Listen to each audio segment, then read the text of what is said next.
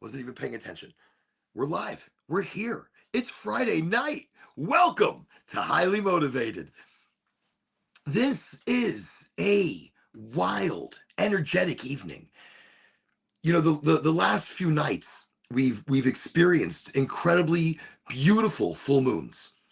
On the 17th of this month, the moon was magic.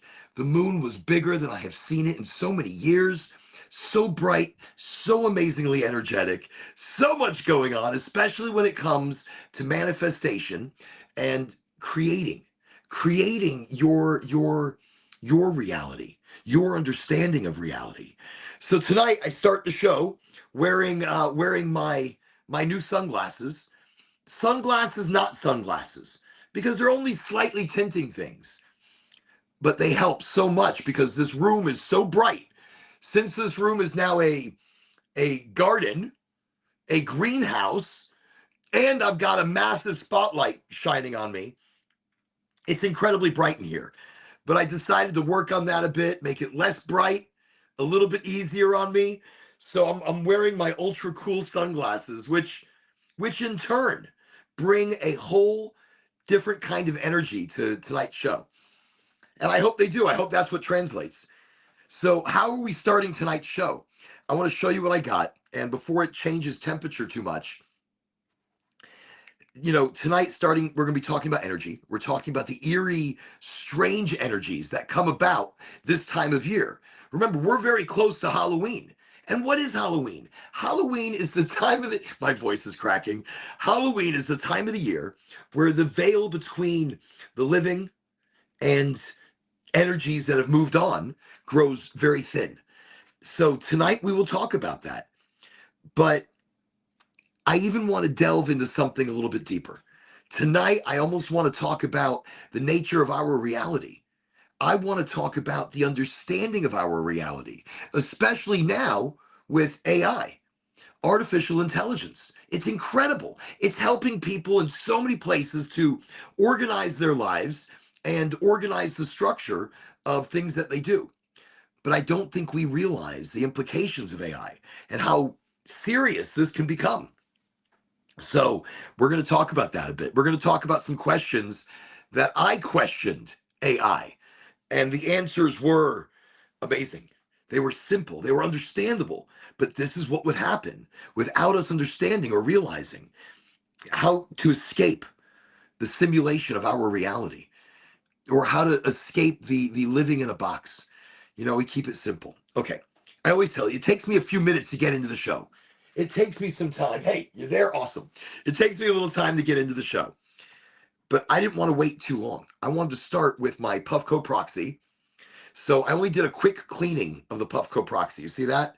See how nice and clean that is on the inside? And what I'm starting with is full melt. This is 6-star full melt hash. Wow, so exciting. And it's roll-ups. This is from Goldflower Cannabis, a cannabis provider here in the state of Florida. Full melt looks like, has the consistency of almost like sugar, but very fine. And what it is are the crystals, the trichomes, pure crystals from the cannabis plant. Look at that. Let me just bring that up as close as I can. Look at that gorgeous consistency. I had to keep this on ice. Because I was out in the field all day, and I bought this early this morning. Look at that. Isn't that awesome? Right there, those are the trichomes. Those are the crystals. Those are everything that's super fantastic. And let me see, getting thoughts better writing, especially when I talk a bit. But it's scary to think. It is scary to think about AI. But we are going to talk about that tonight. We're going to touch on it. Remember, it's Friday night. Friday night. There's no reason for us to get so deep into any one topic. So no expectations, but we are going to chit chat about it. Isn't that pretty? Look at that. That is gorgeous. And you want to try that? Yeah. Okay. Yeah. Look. You check this out. While right there, that is pure trichome. Gorgeous crystals. That is the best of what you're going to get out of the cannabis plant. So again, I'll show everybody right there. Beautiful, gorgeous crystals. Just gorgeous, full melt hash. Now, when I got it home, I had it in the freezer. I took it out of the freezer and I let it sit for like what, 10 minutes? Yeah, I let it sit for 10 minutes. Why? Because I didn't want the condensation when I open it. I didn't want any condensation or any water getting into the full melt hash. So here we go, full melt. We're going to load this up really quickly. I'm going to break some off and I'm going to show you how much I'm putting in. Ooh, that is sticky. That is. So it might have melted a little bit. Let me see. Oh, wow. Wow, that is like a jam. So it looks like it's turned into the consistency a little bit of jam. You see that? Really delicious though. So that's what's going into my little Puffco Proxy. And I'll show you kind of how I put that in and how I do that. There's the Proxy, here it is. And we're just going to put it in there, just like so. Make sure that is really gorgeous stuff. And this is 6-star full melt hash. Actually, we're going to put a little more in there. Why? Because that's why. Okay. Oh, wow. Everybody's here. How's everybody doing? Tell the wifey hello. Hello, wifey. Wherever you might be there. Hello, wifey. And we are loading up some 6-star full melt hash from Goldflower Cannabis. All right, look, I've got it in there. You see that? Not very much. You see how much I put into the Proxy? Look, I love the Proxy because remember, you can do concentrates at such a low temperature. Let me see, I can't wait to see and try other products. All I've done is the flower vape, inhaler gummies, and Moon Rock ones. Moon Rocks are great. Moon Rocks are the buds that have then been basically covered with a beautiful rosin and then rolled in trichomes or rolled in the beautiful crystals. And then, you know, whatever's been sifted. This is a little different. Through its process, it's full melt hash. So it goes through so much of a process where it's cleaned, it's refined, and the structure of it. So basically, I just put it in, I close the top, and I'm just going to hit the button, 1, 2. See that? The button is on. Let me see. I have not seen anybody's chats yet. Let me see. Hey, Corey, welcome to the show. So anyways, it buzzed. When it buzzes again, that means it's ready. So we're just going to chit chat and wait for it to be ready. Welcome everybody to Highly Motivated, the Friday Smoke Sesh. And tonight, ooh, it buzzed. It buzzed. Wait, I'm going to press it again to extend it. Okay, here we go. Time to try roll-ups, full melts, 6-star. Here we go.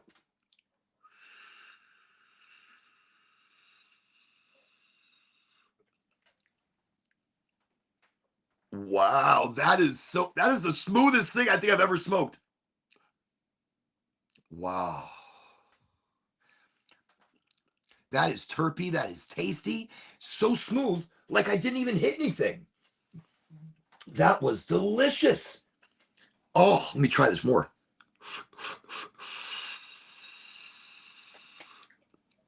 Oh, that's why I love the Proxy. You can sip. You don't have to hit it hard and blow your brain out. You can sip it and assimilate it into the body properly. At this low temperature, I'm getting a fuller spectrum of cannabinoids directly into my body. Wow. That is so good. It's ready. It just buzzed. That was so good. That was roll-ups. The terp profile on that was ridiculous. Ridiculous. So fruity. They call it roll-ups because immediately you taste some of the fruit. You taste the juiciness of it. And in concentrate form, you're getting such a high THC that your body's going to assimilate it. Instead of doing it as a dab and blowing your brain right out and not being able to enjoy any more of a high, your body assimilates this a little differently. And it brings you in, and this way you can really enjoy it. Great stuff. How'd you like that? Was it pretty good? Yeah? Let's clear this out. Now, also to start tonight, I rolled something very special, which that's why Angie's hiding off to the side. But she is part of the show, not part of the show tonight, just a little bit, hiding off to the side. But tonight, we are all right, do you see this? It's non-tobacco, non-nicotine, because I quit smoking and I can't do that stuff anymore. But this right here is a golden, look at that, a golden sweet. This right here came from King Palm Rolls, right there, gold. That's what we're doing right here. We're having a golden smoke. I'm so excited about this. I've been looking for golden papers everywhere I go, and nowhere can I find good golden papers or golden wraps. But I found it today by accident. Look at that. So I rolled up. This is about a 1 gram, about a gram and a half, you think? This is about a gram and a half? Yeah. This is about a gram and a half. And it's mule fuel. Mule fuel is also from Goldflower. And this one is actually one of the Ricky Williams Heisman 34 lines. Mule fuel is delicious. It's a hybrid leaning, kick me in my ass sativa. Love it. Okay. Enough chit chat, because I'm going to tell you something. The reason I love this, and it's a sativa, my leg is burning today from like neuropathy. It's burning, and it's giving me pain and giving me issues. And because of that, and it's very ultra sensitive. Right now, my left leg is incredibly ultra sensitive, crazy, like I can barely touch it. And it was affecting my mood and my energy even right before the show. So, and I was telling Ange, I'm like, I don't know how I'm going to do the show, because the pain in my leg, it's distracting my head so much. So those few hits a second ago from the Proxy with that roll-ups, wasn't that good? That was yum. That was so smooth. There was like no cough, no nothing. Okay, we're gonna light this up. Let's have us a little bit of a golden smoke while we dive deep into tonight's topic. You know this room is hot, right? This room is a hot room with all the lights coming in. It's just hot. I think the plants like it hot. Okay, enough talky. Enough chit chat. Let's get this thing lit. Let's smoke the golden paper. Okay, I'm excited. Even Angie's joining me tonight for a little golden smoke.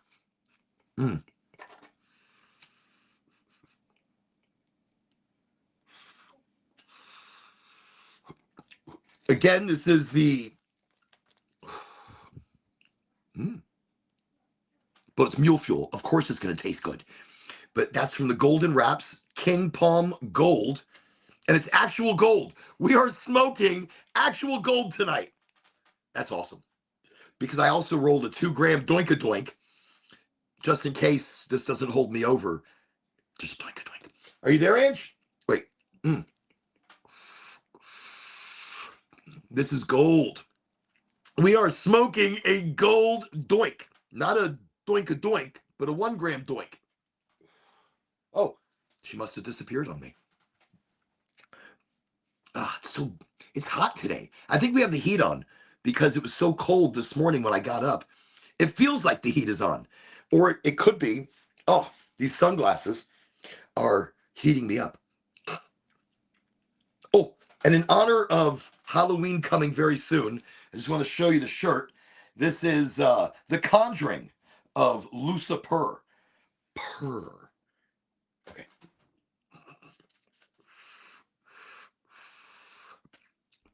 This is interesting. Remember now, the wrap itself is like a palm.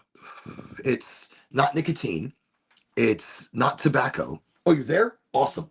Here you go. Try this out. So right now we're smoking a golden wrap. It would be munchie time. And it probably is. That's why she keeps disappearing. I think she's disappearing because she's looking for munchies. She is. See, I looked over and I saw a piece of cheesecake or something. See, you hear laughing? It's because there's a piece of cheesecake hiding on the other side of this wall in her hand. And awesome. What do you think of that? Interesting, isn't it? It's smooth, right? So for something like this, I wasn't thinking a gold wrap was going to. That smells good, doesn't it? Yeah, it tastes good too. Yeah, it tastes good. It smells good. I was waiting to hear what she was going to say, but we're smoking a golden wrap. Look at this. We're smoking a golden paper tonight, y'all.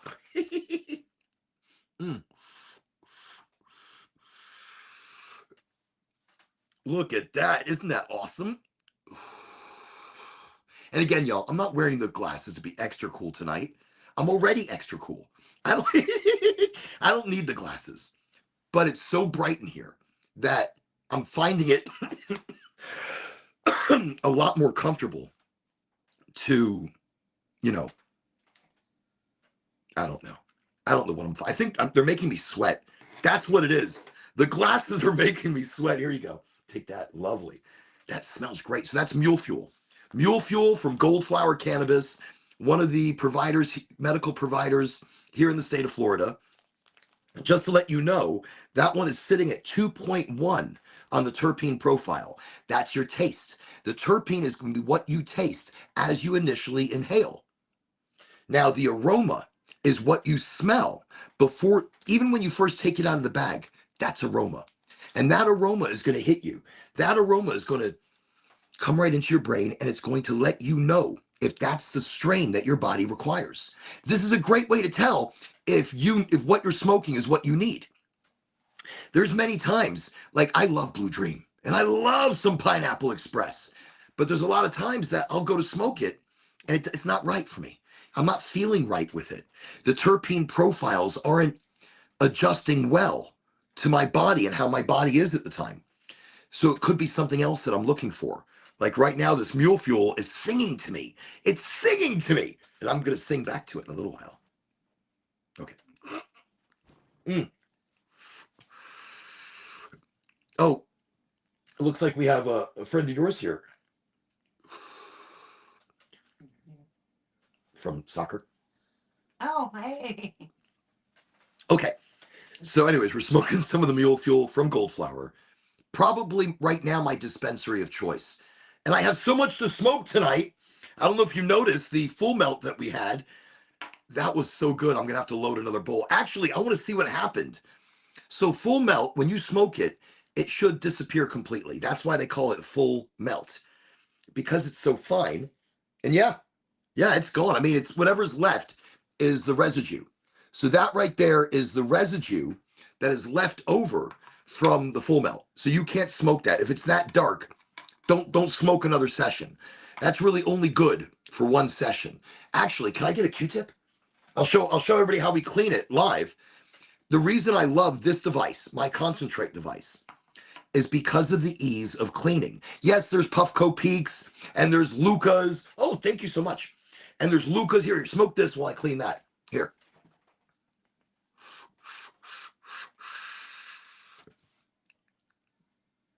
Golden blink. So the reason I enjoy this device so much is the ease of cleaning. So what I'm going to do, I hit the button twice, 1, 2. That way I'm going to heat it up. Oh, I'll keep it closed. So as soon as it buzzes on me, I'll know that it's heated up and it's ready for cleaning.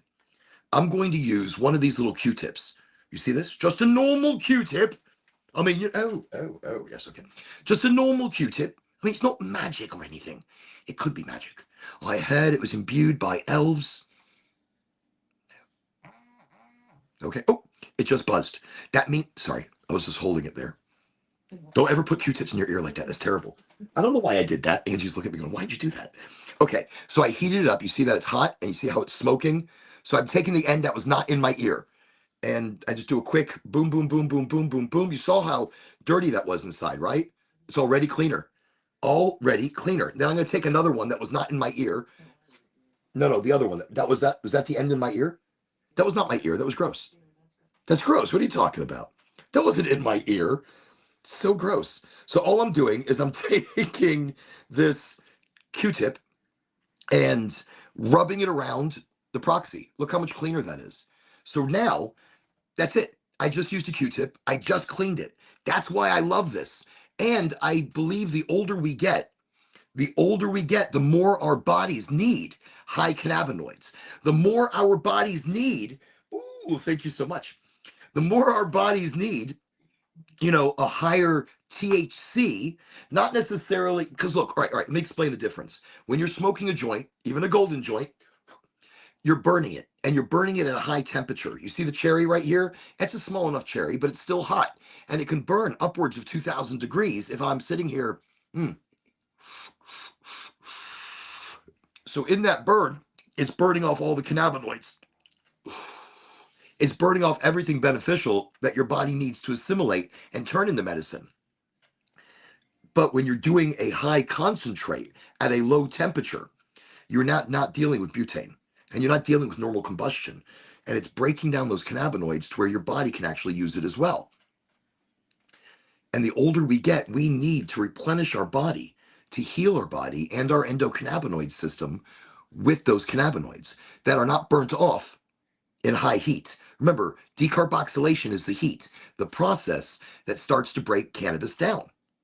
That's why we talk about all of, like making tea. Tea is very exciting.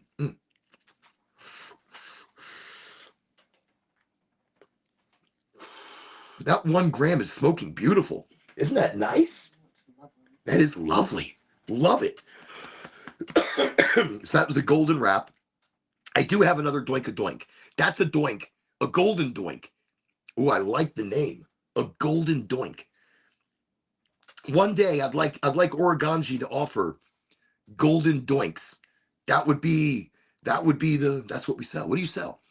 I sell golden doinks. Do you sell anything else? No. Just golden doinks. And that can be really taken the wrong way, depending on what kind of crowd you're in. What do you sell? A golden doink. What is a doink? Maybe we shouldn't talk about it. Okay. Why are there much higher temp settings? So there are higher temp settings for you to burn off those cannabinoids and get that blood-brain barrier crossage high. So you get high when you hold your breath really long. You get high when you rush cannabinoids directly to your brain, and it's a different high. So they rush directly to your brain, and you're like, whoa, I'm high. But the problem is it dissipates quickly. And then sometimes it'll come back again, depending on how the fats of your body process things. The high will come back. But what you've done now is take a cup, and you've filled the cup, and it's overfilling, and it's going all over the place.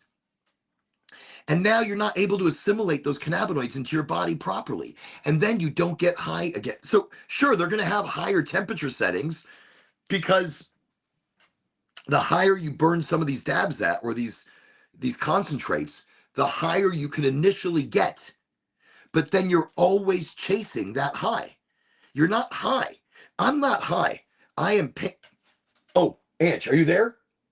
No, she disappeared again. Okay.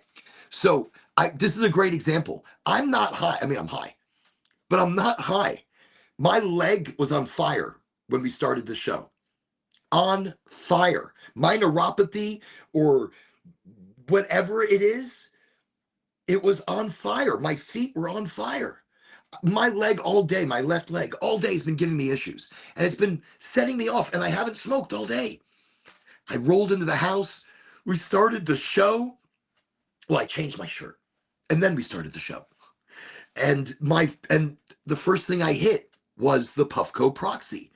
And that Proxy, that concentrated amount of a hybrid leaning sativa, mostly sativa, but right there, that hybrid leaning sativa, the high THCVs, the CBGAs, your CBCs, that right there immediately attacked my nerves.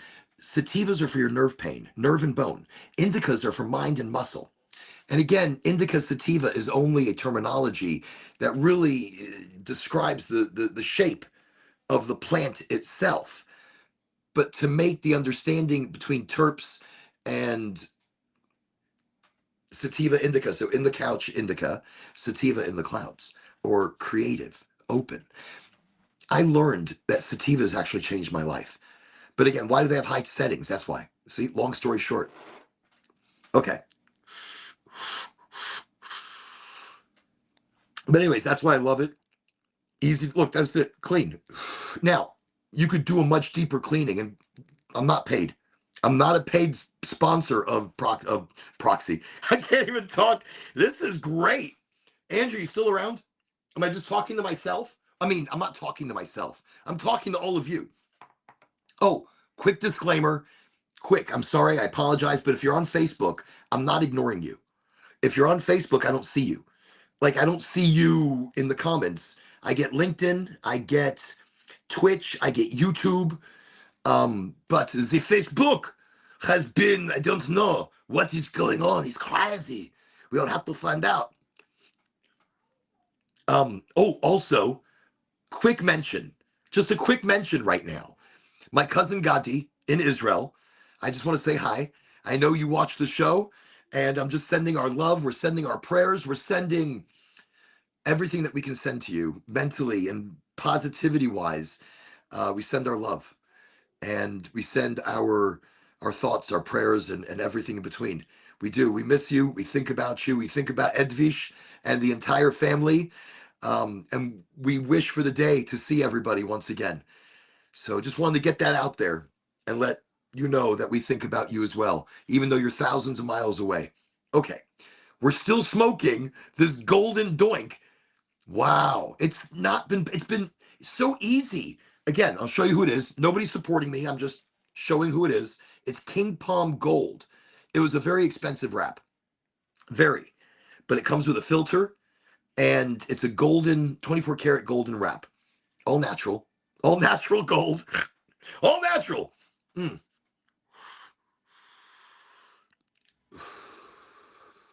Thank you very much. And yes, sativa is going to help your fibromyalgia and it's going to help neuropathy because it's dealing directly with your nerves.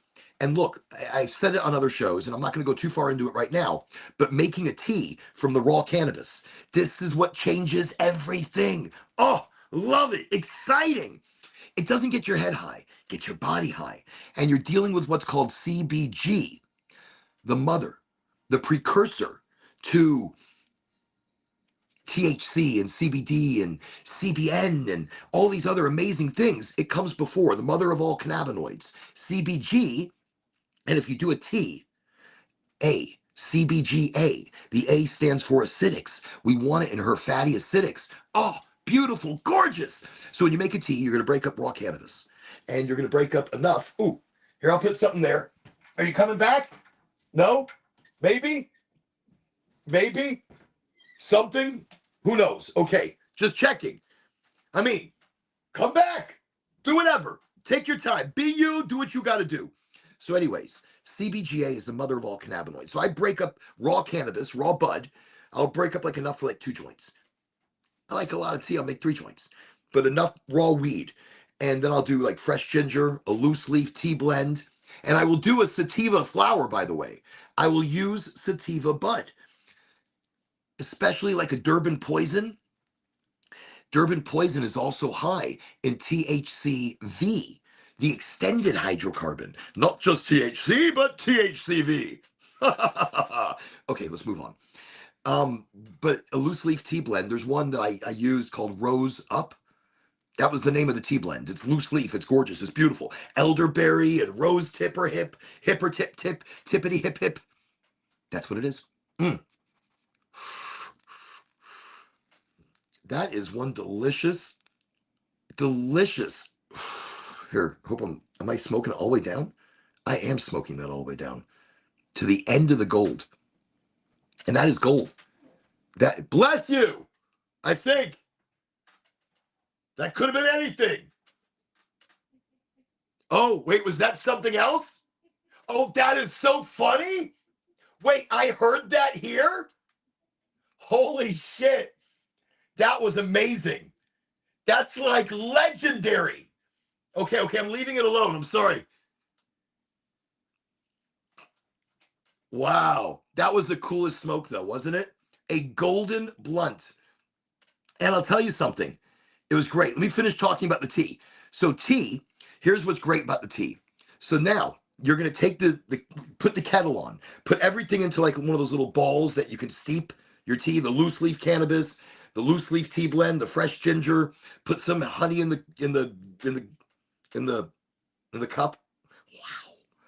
Put some honey in the cup. Now, when the tea kettle screams, take it off, let it sit for 3, maybe 4 minutes. Oh, be daring. Then take it. Now it should have dropped below 250 degrees.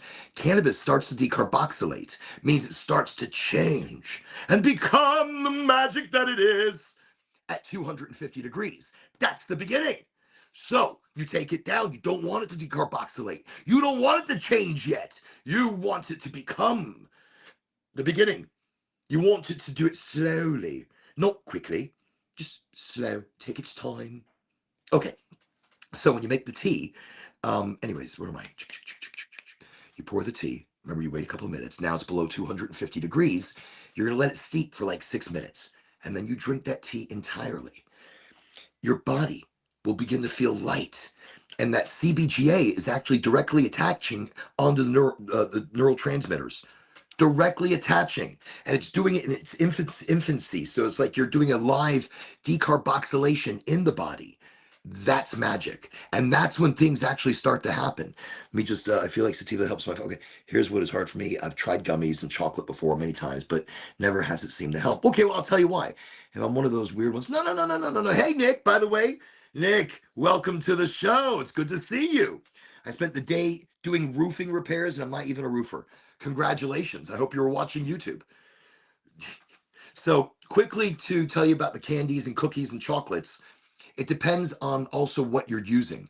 A lot of the chocolates are made with, or the gummies are made with ooh, tea and crumpets for everyone. I like that, Corey.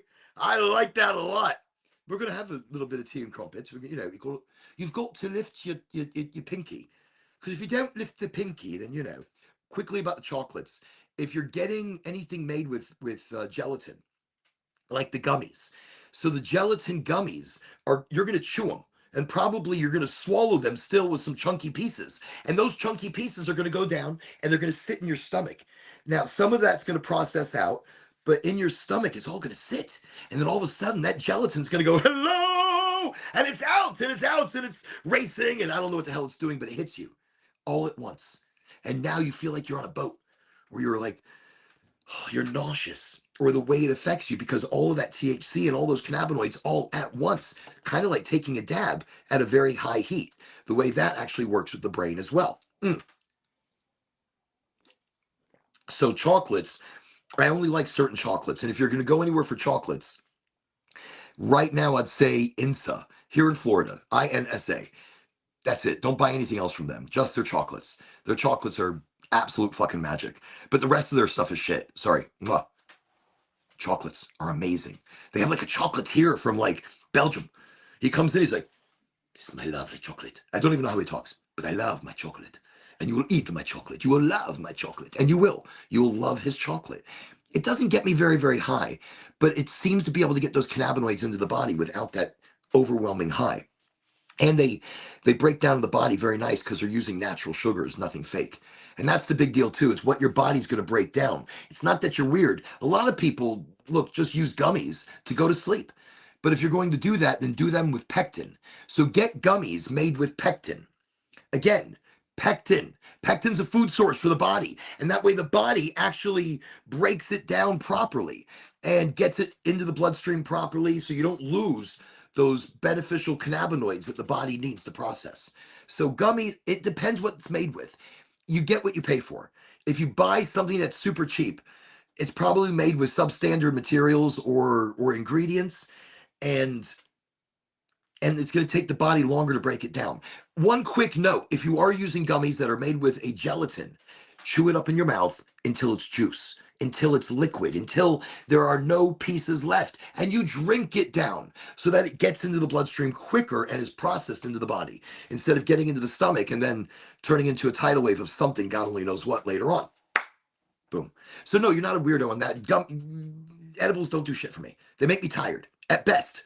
And that's if I eat a lot of them, like a whole bag of cookies, or they may make me a little giggly. The ones with pectin make me giggly. Anything with pectin's been very nice. Or full whole plant medicine is always great as well, because I eat cannabis raw. I eat it because the magnesium, manganese, omega-3, omega-6, there's fiber. There's cannabis on its own is a superfood. And being a superfood, just amazing. Amazing. Look at that, 34 minutes in, and I have not even talked about our topic tonight, which is fine because it's super deep. And maybe we shouldn't get super deep until I light the second joint. Maybe. All right, let me just wait. Hey, I spent the day roofing. Nick, congratulations on the new thing. On your new thing. On the new thing that you've been doing, the roofing. The roofing. Wow, my words are already. I do like tea and crumpets, so we're definitely going to do that. So Nick is fixing his roof, by the way. I'm reading the comments here in the thing. I don't know if you can see the comments. Oh, I suppose you can. So Nick is doing roofing, and so he's watching lots of YouTube. I guess now you can read the comments here, so you'll see it. And a DeWalt battery powered nail gun. Congratulations. My roofing consists of a very large thick tarp and some rocks. I'm just gonna no, that'd be terrible. No, there was a lot was cut down in order to get to the point of keeping the land clean and safe. And through every one of these hurricanes that have hit us, by the way, we're just more prepared every time. So that's what I love about it. More prepared every time. And the shirt deserves a second showing, just in case anybody who's come to the show and didn't see what today's shirt is. It's it's Lucifer, the conjuring of Lucifer. I saw this shirt. I'm like, my daughter's gonna love it, but I'm gonna wear it tonight. So I'm wearing the shirt I bought for my daughter because she likes big shirts. And she's like, she doesn't even know about it. So okay. So I'm wearing a shirt that I bought for my daughter, and after the show, I'm gonna take it off, and it's gonna smell like weed, like really heavy, like weed. And I'm just gonna wrap it up real nice. Be like, hey, I got you a shirt. And she's like, no, that's ridiculous. That smells like weed. So no, I'm gonna wash it first. I'm not just gonna give it to her. I'm gonna wash it. But that's how they are for you. Okay, so edibles can be changed. It's how you eat. It's how not all right. It's how you're using them. It's how they're made, and that's really how they kind of come together. I don't really like gummies. I mean, I'll eat them, but they don't really do much for me. I like chocolates a little better, but it depends where they come from, and it depends if it's rosin gummies or rosin chocolates. Okay, quick thing on the chocolates and the gummies. If you're using something that's made from a distillate is a singular THC that has been extracted from the plant and then mixed with botanical terpenes and botanical flavorings and sugars and shit. Sorry. But that's what I mean, they don't mix it with actual shit, but it feels like things like that could be shit. So, in that, um, a distillate is not full plant medicine and it doesn't work for us. It maybe gets us a little, but nothing. So it depends what you're eating. I would recommend rosin, Rosin gummies. Rosin are a full spectrum cannabinoid product, cannabis product. Um, in that full spectrum, you are getting so much more. You're getting plant healing inside the body. You're getting something that works in combination. When I say that, it's not just THC that they extract out of it. That doesn't do shit. That's glue. That's all it is. It's the glue that holds everything else together. What you need is more than that. All of it in combination. Some of it even doubled up on. Let's do some THCV and some full plant medicine. Let's do a combination of CBGA. And these are, uh, I was talking about that combination just now because that was Parkinson's and Alzheimer's patients can benefit greatly from that direct combination of CBGA as a tea and THCV and maybe say a rosin gummy. Oh, isn't that fantastic? How we can use things together and those things all, the gummy should be a rosin. So that means it's full plant medicine. It's not just a singular THC. And making CBGA in a tea, you're making it from flower. So that's a full plant medicine right there. The synergistic effect of full plant medicine in combination, it's all the combination, not one thing, but all the cannabinoids. And there's about 250 different cannabinoids. There's about 120 that we've identified that we can more or less understand their functions with the CB1 and CB2 receptors. But there are more, so many more. And there's so much that we're learning about cannabis. Even that, I want to mention, I was reading an article, another one. There are two or three plants now that cannabinoids have been cannabis. The cannabinoids that you find in cannabis are also found in other plants without THC. No THC, but CBD in its full spectrum of healing. Wow. So we're finding the cannabinoids in I think mugwort. It was one of them, mugwort. Oh, it'll pop to me later. I'm gonna be sitting there watching TV, and it's like mugwort. That's it. But I already said it. Mm, that is delicious. Okay. What was I doing? I was going to load this back up again. Let's load this back up. What? Why? I mean, nobody's actually saying going, why? No, I'm just saying, why? Why not? By the way, thank you everybody for joining the show tonight. From Instagram will be Sunday, but tonight it's Facebook, YouTube, LinkedIn, and Twitch. Thank you everybody for joining me from wherever you are. I appreciate you, and the community appreciates all of you, all of this, all of everything. That's what we are. We are community. And even if you don't smoke, even if you don't use cannabis, you are still welcome in this show because it's health and wellness. It's motivation. It's positivity as a community. We're all the same under the leaf. Whether you use or whether you don't, it doesn't matter. You're still here. You're still the same. You're still friends. And this smoke sesh, our Friday night smoke sesh, is just that. Friends getting together for a little talky, toky,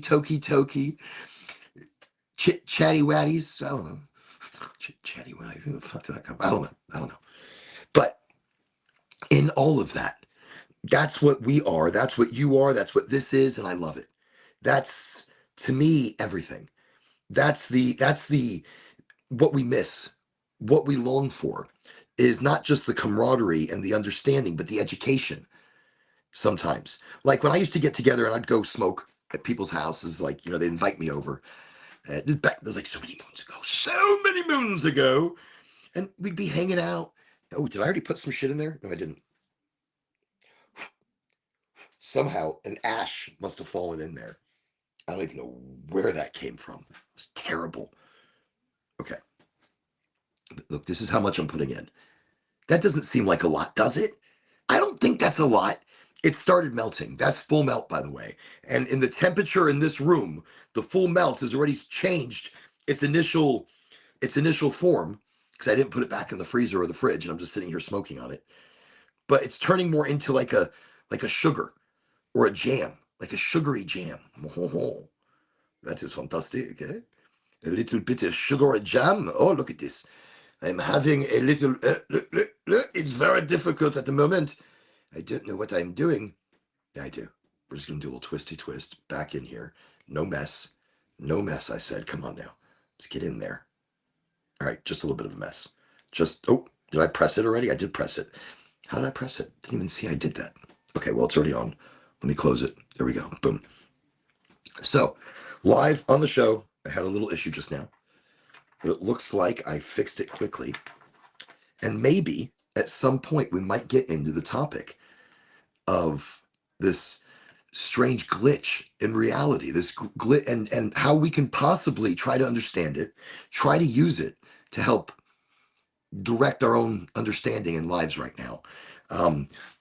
So anyways, we're here together as community. And again, I mention it this way, no expectations. We're going to talk about this. We're going to talk about that. My initial topic this evening was actually something where I wanted to talk about here.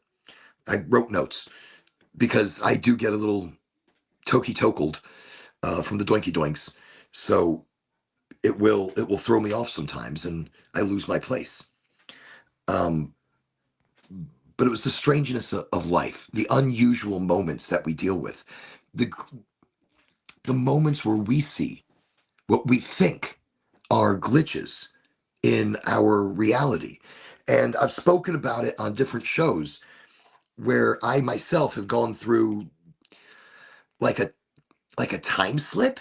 And it wasn't about being high or stoned. No, I wasn't even smoking at the time.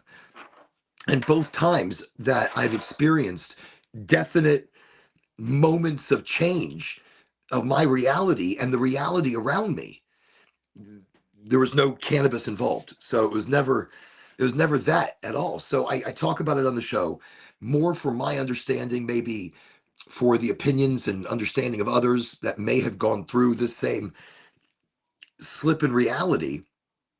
And so that's what I wanted to kind of talk about tonight. I wanted to reflect on these unusual moments, but then I didn't want to keep it too serious. And I wanted to talk about the thinning of the veil. You know, Halloween approaching right around the corner. Halloween is like here, almost like 2 weeks away. Yeah, something like that. A week and a half, 2 weeks. It's a great time of year when you are looking to communicate or be more in touch with that realm, that that's that physicality that we can't quite touch and see, but we can feel it. You know, we can feel the hairs on the back of our neck, the tingling or the I don't know, the high pitched screams in the back of our, some people are like, that's tinnitus. No, look, only because I spoke about it. It's not super high. It's just enough to acknowledge that I can hear something. And that's strange enough. And now it's going away so that it's not bothering me. That's wild. Or that could be imagined on my own. Who knows? The power of us and the power of our mind is incredible. It's incredible what it's capable of. Delicious. Okay. Not good for me, but definitely delicious. Okay, moving on. But I do want to talk about, Halloween coming in, the thinning of the veil. And it's a time that, energies and other worldly beings are more attuned. And the reason I bring this up, because here on the land that I live on, there are certain entities that even Angie will not acknowledge. There's the one that she'll call the skinny, but she believes it's a skinwalker. And I've spoken about it on the show. I have seen something twice. I've seen two things. And both of the things that I saw would definitely align with what she had seen. So where I cannot explain, all I can do is acknowledge what I saw and acknowledge what I felt. Before I get too deep, let me there we go, because I've got it loaded, so I might as well smoke it. Silly me. I have it on the lowest setting, and the reason I do that is because I want more of the taste. I want my body to be able to assimilate the high. Instead of me getting a high on a dab, I'm getting high, and my body uses it and enjoys it longer. So I'm using it for my pain. I'm using it for my issues, for my nerve problems, because I am smoking a sativa, and my leg was unbearable. And you notice I'm not hitting it hard. I'm sipping it like a wine.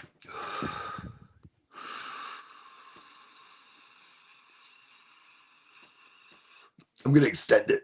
It's just delicious. All right, it buzzed again to let me know we're going to keep going longer. So smooth, so nice. That's hashish. Woo-hoo. And it's a sativa. It's roll-ups from Goldflower Cannabis. Normally, if I'm smoking anybody else, I can't talk because it would make me cough. Smooth. That means it was extracted beautifully.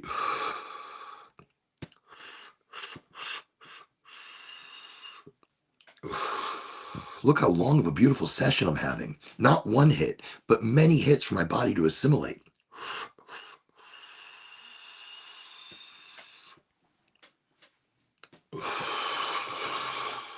Very difficult for me to be able to take full breaths of anything that would be tainted with chemicals and I'm very attuned to chemicals. So I can taste it when I smoke a joint.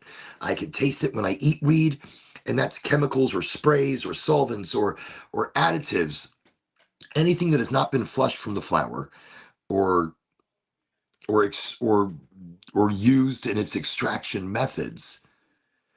I can usually pick it up. So it's already out. I was just clearing it. And then look, what's left is pretty much nothing. Whatever's there is the dark stuff, and that's meant to be cleaned up. That's the the residue or the residual. Now, I do want to show you that it comes out the backside. So whatever you're not really supposed to smoke, and while you're hitting it pretty hard, it'll pull some of the product out the backside of the proxy, and it will keep it down here. It'll drip into the bottom of my dirty Sherlock right now. Sorry, it just seemed really dirty. Like I said it, and then I heard it, and then I was like, wow, that's bad. That could be like I'm not gonna even say it. Okay, let's keep the smoky going. I had a vape out. I don't vape distillates, by the way. Distillates are also what I spoke about earlier, the singular THC that's extracted. I only smoke rosin.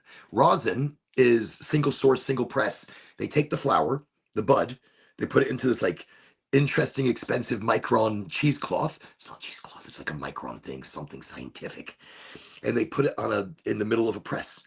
And this hydraulic press that's slightly heated, and it's different temperatures for different strains. Asher's Finest Rosins. Look him up on like Facebook or YouTube. He presses beautiful rosin, and he's learned the fine art of the temperature and the pressure. And it's different pressure and different temperatures depending on the strain, depending on not just hybrid sativa, but the lineage or how it's crossed or how it. So you have to be able to watch that so closely, and that's no chemicals, no butanes, no ethanols, just the pressure and the heat, and it extracts this beautiful stuff right there. Now this is pretty empty, and at this point I usually take it off and I'll put a new one on. That one's pretty low, and actually I have a fresh one. This is the same strain as the full melt. That right there is roll-ups. That's a rosin, not a distillate. It's a full plant medicine. Pressure and heat from the bud created this. It pressed out all the oils. The oils were collected, plant matter and material taken out, and this is what you're left with. So that's a gorgeous product right there. Ceramic. That's another big deal to talk about when you're vaping. This is a ceramic vape. You see the inside of that white? That is made with ceramic, not metal. So when it's heating it up, and the product on the outside of that doesn't heat up. And also you're not dealing with metals and contamination. There's a lot to talk about when it comes to vaping. And I just won't vape anything. I'm very particular, especially when it comes to my vapies. Okay, moving along. So let's talk a little creepy energy. Creepy. My mouth is not working. Let's just bring a little drink into the situation.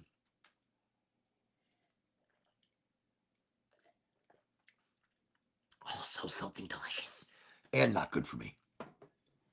It's Friday night, so I drink soda. And actually, Saturday morning, I'll probably drink soda too, right before the soccer game, just to be extra sugared. Not that I need it, but it's good to have a little backup just in case, like, when all energy fails, that sugar creeps in and it's like, Lauren, you got it? I'm like, I got it. I'm good. Let's go. What is going on right now? So, but see, right there, I want to mention how cannabis helped me medicinally. My leg pain has gone away entirely. It's not burning. It's not bothering me. And it had been bothering me all day long. And I've been driving and talking and moving and in and out of the car all day. Multiple appointments, multiple cities, multiple stops, out early in the morning and back late. And that's just how it is. That's how the day becomes. It's excitement all the time. No time to stop, even with my leg bothering me. But that pain was building. And right before the show, I was actually pacing a little bit because I was like, look, it's killing me. My leg is just on fire. What am I going to do? I can't wait to start the show. I want to do it live. I want them to see the live change when my leg pain goes away. I haven't been like giddy all day because I was in pain. My back was hurting, my lower back. I'm like, I'm not a spring chicken, okay? Just letting you know. And so sometimes it catches up with me. And in that, Oren can get a little bit, sore. All right, let me light up the doink a doink. Let me get the Oreganji doink a doink lit up. It'd be nice if this one was gold, but we just smoked the gold, and it was a nice flavor. It was a nice wrap. I haven't smoked a wrap like that ever. Now I've smoked wraps and infused wraps and interesting things, but that was very light, very tasty, and with the gold, it didn't seem to influence the flavor of the mule fuel at all. This is also mule fuel. I'm just going to mention this is the same strain that we just smoked a moment ago, but with the vegetable paper. So this is a vegetable wrap, organic, and let me see. DeWalt battery, that's how they are for me. I want to find all the most organic brands I can. With my health issues, I want to be safe than sorry. Well, especially now listen, I put out a paper the other day and somebody's at, so I'm coming up with some of these ideas, and many other scientists have as well, that CHS, cannabinoid hyperemesis syndrome, is from pesticides, and it's from it's from anything that's not been grown organically. It's from any additives that have been sprayed into the cannabis right before harvest, right after harvest, maybe after drying and after testing. It's been sprayed with something. But the same symptoms that people with cannabinoid hyperemesis syndrome are having, the same symptoms, some of these grow houses, the people that are growing in the houses have had, where they have these chemicals, have had these same symptoms, same exact symptoms. And when these grow houses stopped using these chemicals and started going organic, these people that were in the grow houses, those symptoms were going away. They And there's a whole list of issues that I've heard about on LinkedIn, where I have the paper in the comments, or even the post in the comments. You'll see some people stating where, pretty much not where they've worked, but to back up some of those same statements that they've experienced this. Cannabinoid hyperemesis syndrome, we are overcomplicating it. It is toxic presence in the cannabis. That's why going organic it's organics or nada, organics or nothing at all. Troy, the head grower at Goldflower, he got me saying that. He got me on the whole kick because I didn't understand how important it really was. I mean, I eat organic food, so I should be smoking organic flower. And Troy, head grower, he knows his shit. He knows how to fucking grow. I won't say that about a lot of people because I know how to grow, but he knows how to grow. He has shown in the cannabis that he has brought to the table, it is, oh, it is delicious. It's nutritious. It's delicious. It's nutritious. Its aroma, incredible. Its terpene flavor has been through the charts. Terpene numbers, because it's organic, because it's living soil, and I believe hand trimming your product is a big deal because you don't lose all the crystals off of it. And when you're hand trimming it, it also means you're not running it through other process. It means you are by hand looking at these buds, trimming the buds, collecting them, packaging them, making sure and Goldflower uses these cool trays that they put the buds in so that it protects them from all the crystals coming off. That way your bud keeps that icky sticky. That's the big deal. That's a hard thing that a lot of people don't remember, that the bud needs to be sticky. It needs to be icky. It needs to have that cannabinoid and beautiful oil and juice inside the flower and the bud.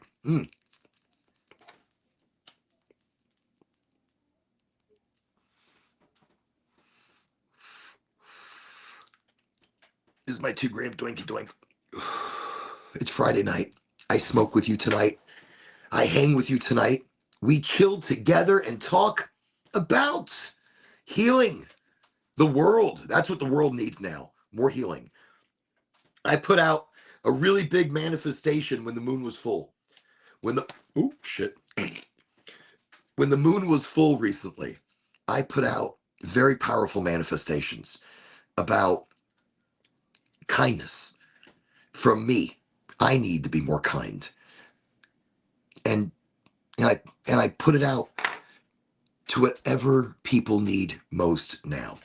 That was the energy I put out to the moon. I said, look, I am manifesting for everybody and anybody who's out here talking to the moon with me, who's manifesting as they try to fall asleep. I manifest to wish for them whatever they need most right now. Whatever authentically it is that they need, give it to them. Let them have it. Make it easy. Make it, make their manifestation a breeze. Make it kindness. I want to be more kind.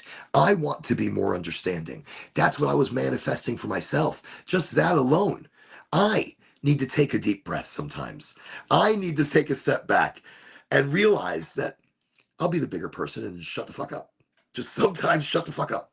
That's like the remedy to so many things. Shut the fuck up. That's it. But I never shut the fuck up. What am I going to do? I'm going to shut up? Really? Okay.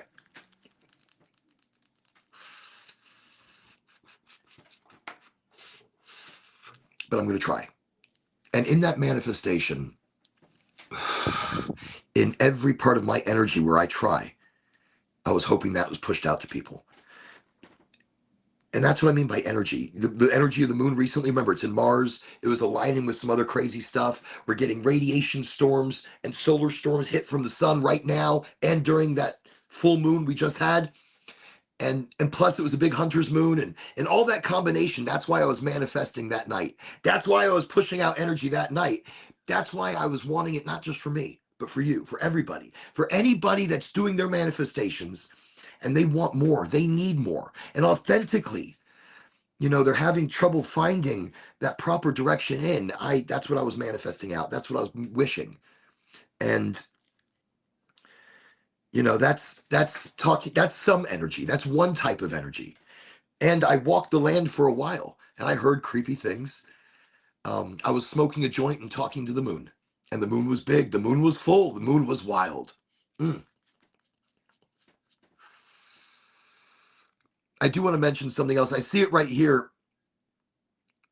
It's I want to find all of the most organic brands I can.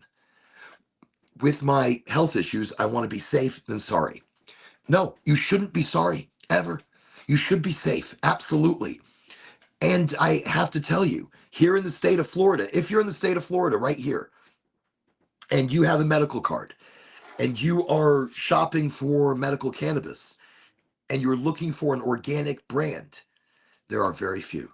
I would say not even a handful. There are maybe two. And that is that. And when I say organic is a big call. Look, you use bugs to eat other bugs. You you you you you you have to have 100% organic practices to be called organic. You can't be using these additives or these chemicals or these fertilizers.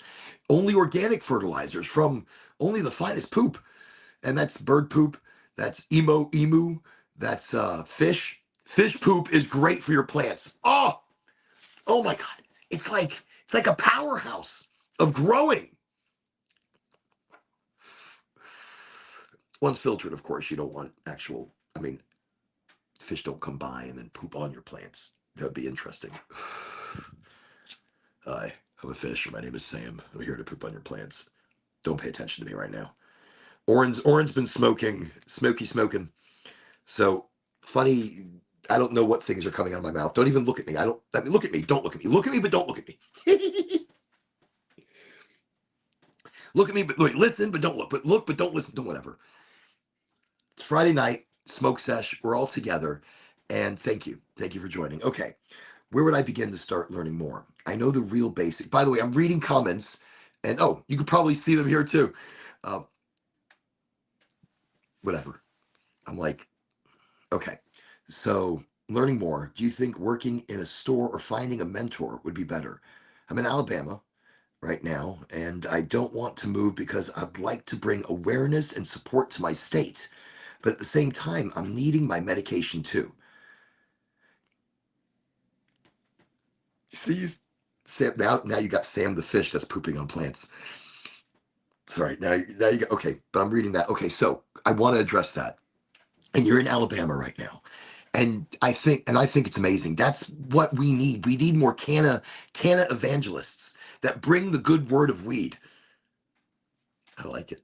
I've said it before. It's stuck in the back of my head somewhere. But we need people who are can evangelists. We need people who love the plant, but love the education and want to help people change their microdosing or their regimens or their regular use. I use a lot of cannabis. I smoke a lot, but I don't always like high THC. It's not always about high THC for me, because look, if I'm going to be smoking like this and I'm reinvigorating that THC constantly. So okay, getting a job in the industry is not a great way to learn about cannabis. Only because then you're in a retail corporate environment that's not teaching you about the plant necessarily, unless you are the company that really cares. Like in Florida, there's like Goldflower. I use them as an example, but they are the example. And other dispensaries should be following their example. All their people wear suits. They feel good about themselves. They dress fine. They dress good. And that is a beautiful thing. They're bringing value back to cannabis. But I digress. Most cannabis companies, they don't. And at this point, they're devaluing our cannabis, not just with sales, but they're devaluing it with their grow practices or the low quality product that they will offer on the shelves. And they're not teaching people about the cannabinoids. Most of these places you go into any dispensary, and you're even here in Florida, most of the dispensaries, Goldflower, they might be able to challenge you on a few things. But in a lot of different dispensaries, at most, you go in and say, look, what plants might you have that will be higher in CBG or CBGA? What plants will you have that will be high in THCV? And what strains normally will you find like that? That's why you learn. Look, Durban poison. Durban. Anything with Durban is high with THCV, the extended hydrocarbon. Not just THC, but THCV. Wait, crazy eyes. Sorry. Crazy eyes start to come out. The glasses go on. Okay. The second crazy eyes are there. So the thing is, you're going to go into these dispensaries. Now, some of them are smart. Some of them know their shit, though. Some of them look on their own and get research done. And a lot of that's where you start. But don't go to crazy stuff. Look at PubMed, but some of it's a little ununderstandable. There are great articles. And so, okay, wait, actually, there's a program that's a little expensive, and the Gangier program. Um, but they do have lesser programs. When I say lesser, the Gangier program is very expensive and it's very entailed. And if you have the time and you have the money, then the Gangier program is incredible. And the curriculum is second to none. What a great way to learn cannabis. But that doesn't get you jobs. It just costs a lot of money. And then you get a fancy title on the back of your name saying you are a Gangier, like you sommelier. Sommelier.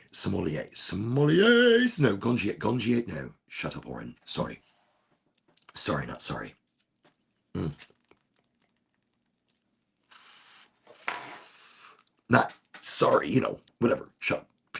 Me. I'm talking to me. I'm looking at me talking to me. So, Gangier program, great program, but they also have uh, beginning step programs to learn individual parts about cannabis. You can learn the history, you can learn its medical application, and they have different certificates for different things. And it's great to start there. Education is where you start. I had to unlearn and relearn cannabis. I used to grow the finest weed. I mean, the finest weed. These glasses help me get a little more soulful. But in that, every one of my fingers are green. Not just a green thumb. I have two green thumbs. I have four if you count my toes, my big toes. And in that, I love to grow organic. I love living soil. That is dream stuff right there. But I also like temperature regulation. I like controlling, you know, I love hydroponics. And I think especially when you mix in aquaponics with hydroponics, fish emulsion and things like that. It does wonders, magics for your plants, magics. And so I like to grow not just on a flat surface, but I like to take walls. I love aquaculture. I love hydroponics, and that's where I come in. That was my growing background. But I didn't know anything about THC. I knew nothing at all about THC. I knew a little bit, but I didn't know about THCV or CBC or CBD or CBG or CBN. Woo! CBN, that's one to talk about, especially if you're looking to regulate the sleep centers of your body. Um, or if you're looking to stop the degradation of bone loss. It's said to regrow bone, but so slowly that you may never notice. But that means you can help stop the degradation of things like osteoporosis and maybe stop the degradation of that disease. And dare I say, reverse it? Holy shit. Cannabis for the win. Yeah. All right, that's CBN.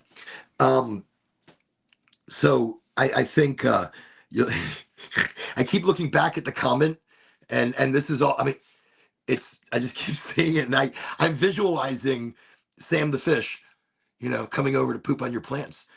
I think a whole cartoon can be made from Sam the fish pooping on people's plants, just kind of showing up at their door. Listen, I was hired. I'm here. I'm gonna poop on your azalea.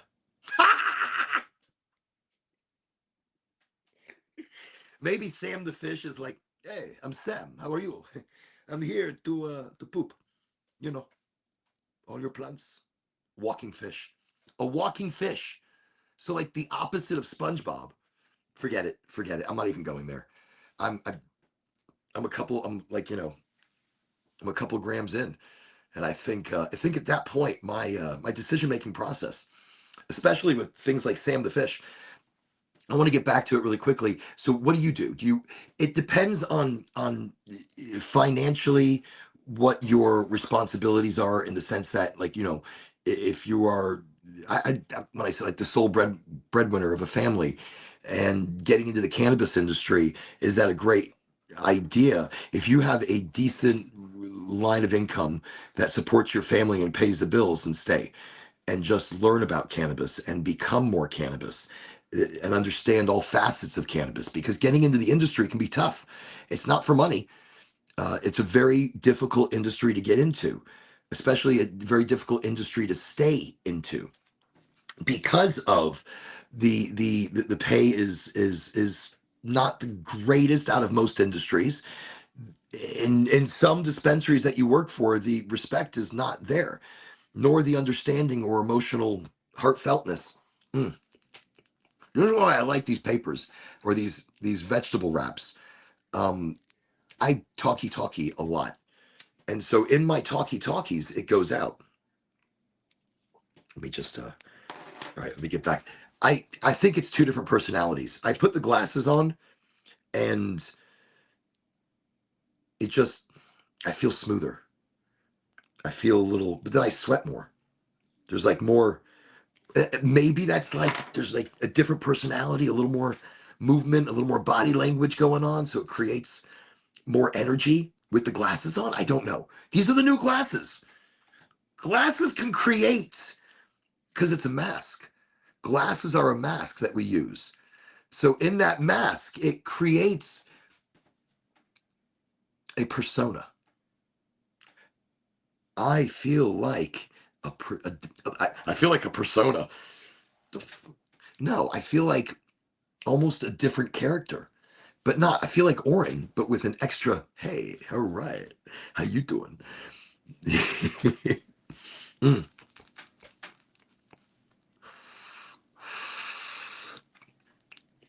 that's really nice. I was just hitting it a few times to make sure it stays lit this time. Oh, did I miss something? I might have. Let me get back in here. Okay. Oh wait. Oh wait. I went back to Sam the fish. Okay. But learning about cannabis is the beginning.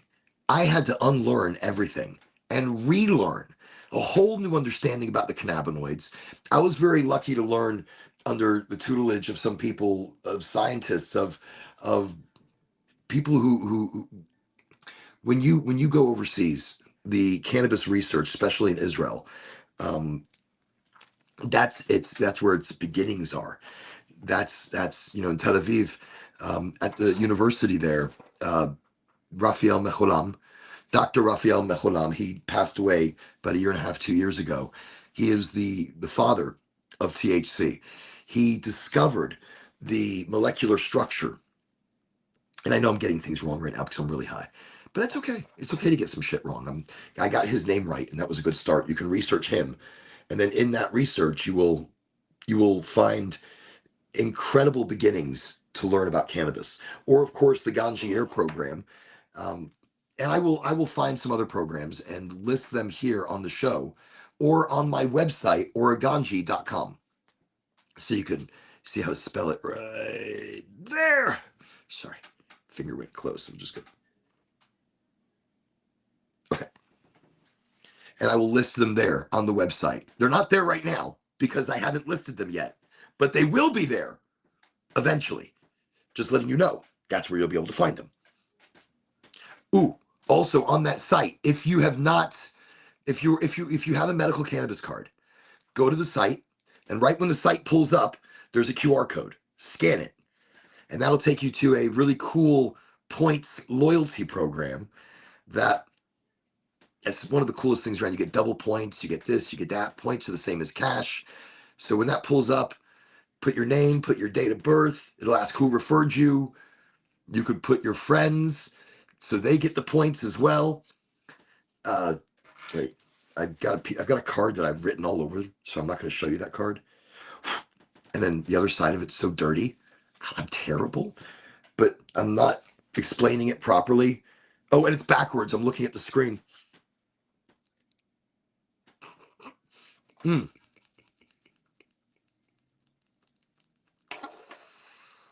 Once again, thank you again, everyone, for joining me Friday night, Friday Smoke Sesh. Everybody on LinkedIn, YouTube, Facebook, and Twitch. I appreciate your attendance. I appreciate you all coming and sharing your Friday night with me. Before I go too much further, I've been having difficulty breathing, and I'll tell you why.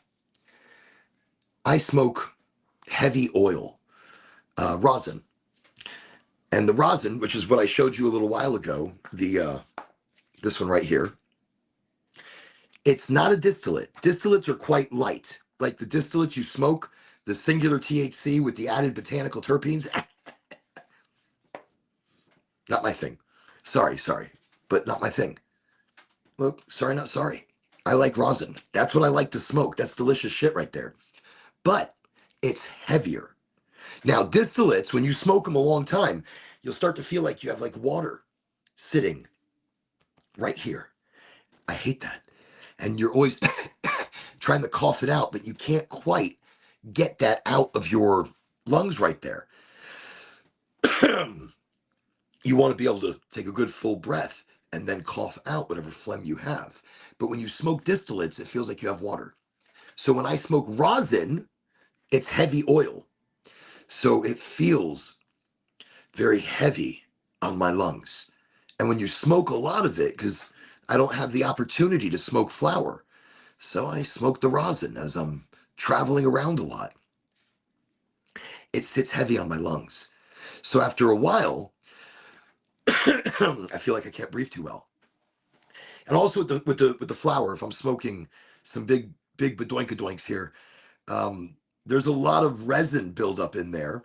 Resin buildup, from the process of smoking. And so that will also make my lungs feel very heavy. So all that being said, I just want to show you the product, Mullein leaf. So now I heard there is something you can smoke if you really must clear out your lungs, but doing it like this, it's the extract, and this is a concentrated 2,000 milligrams.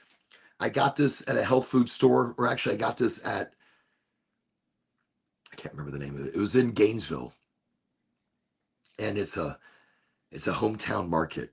There's I heard a weird scream just now. Everybody okay? Is everybody okay?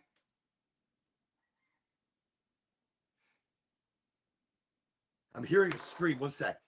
Is everyone okay?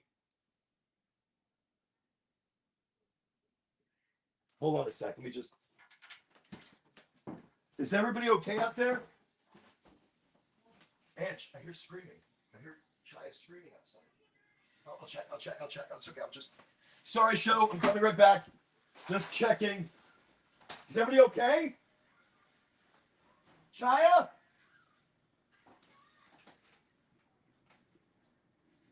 Everybody okay?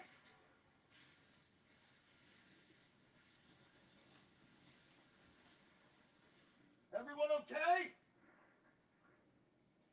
Chaya?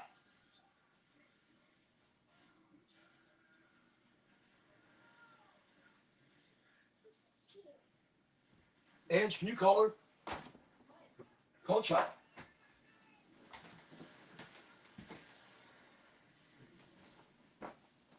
Okay. Not quite sure what's going on, but heard some crazy screaming. Here in the land, you can never be too sure. I'm not, you know, especially this time of year, there can be very wild things happening. And that was wild. I bet, you know what I think it is? Hold on a second. Okay. Do you know what I think it is? She might have been playing games or something and she's screaming from her RV. Okay. Oh, I'm hoping that's what it is. Definitely let me know. Okay. This time of year, you never know what's going to happen. This time of year, you never know how quick. I just ran out the house. I heard the screams out front. I ran out the house to go see what's happening. Nothing. Silence.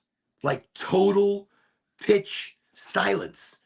And my daughter lives in her own unit right here on the side. So I'm thinking she could be playing games, or I don't know. It didn't sound like that.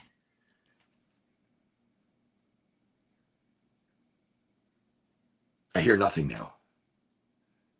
Now I hear like nothing at all. Good time to intro in. While we do that, I'm probably going to call her as well, just to see what's happening because maybe she'll answer me. Okay, just gonna call to make sure she's still alive.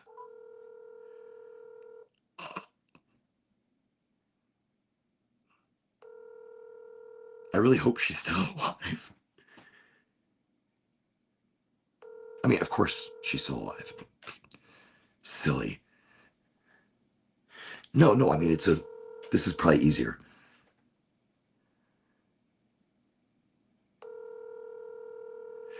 And it's nothing because you'd still hear something going on.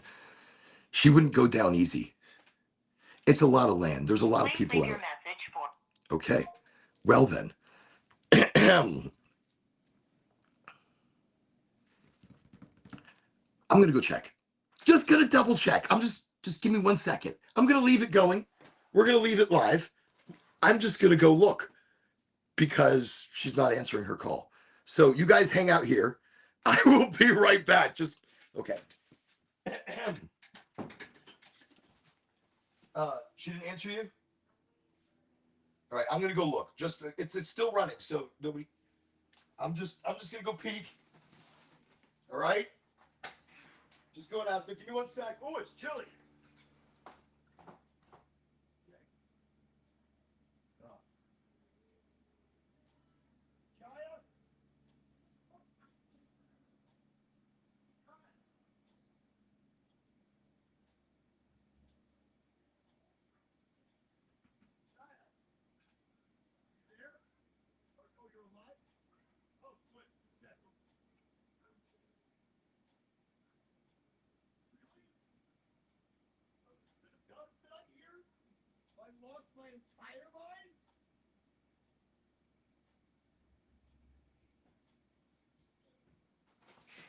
Oh my God, that's ridiculous.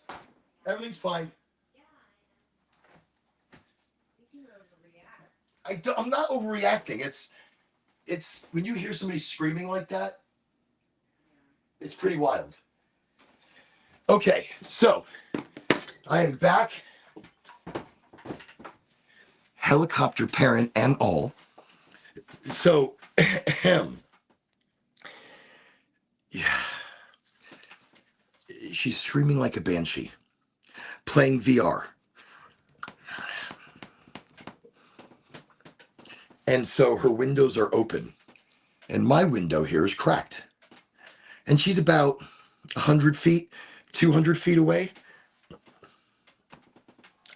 Excuse me. No, 100 feet.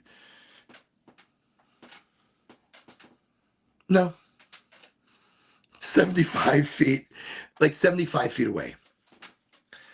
So she is playing her VR, virtual reality, with the headsets and all, and she is screaming. First, she's playing a game where she's being chased and hunted. So the first words that she was saying, it sounded like she was right out here though, but she's over there. But her being over there, the voice carried somehow from out this way. And that's how I heard it. That was wild. I felt like it was right here. Boy, oh boy. That's it. That's fine. Everything's fine. Everything's fine. So anyways, everything she was saying was like the lead up to somebody being murdered. And that's what it sounded like. And the sound effects and everything happening. And I'm a helicopter parent. What do you want from me? Just, that's what it is. Okay. That was exhausting.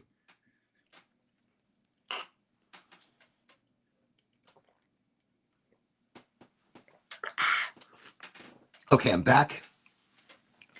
And I think I went running. I'm out of breath. Okay. Just let's let everything settle.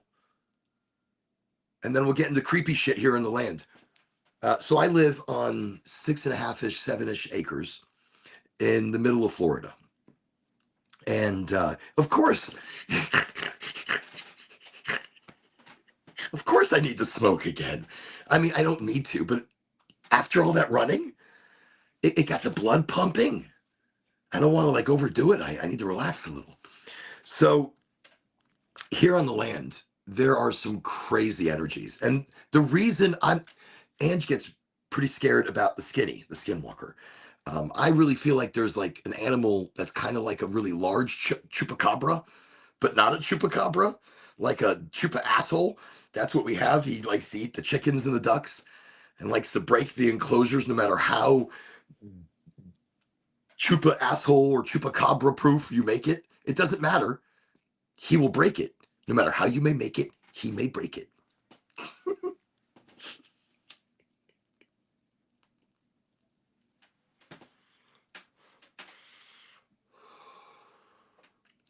That mule fuel. I love that shit. So earlier, I wanted to quickly mention Mulin. So I was having lung issues and it was starting to feel pretty heavy on my lungs. So what I'm doing right now is I'm going through a treatment of Mulin. So in the morning, with a little bit of water in a cup, a little bit of water, I take 1.5 droppers and I in there, swish it around, drink it. And it tastes like tea, but like a highly concentrated tea.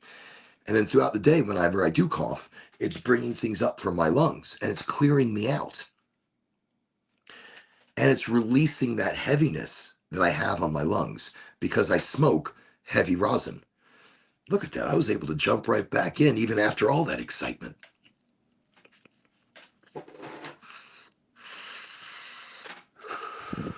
You never know what's going to happen. I'm a highly motivated podcast or video cast or whatever you want to call this.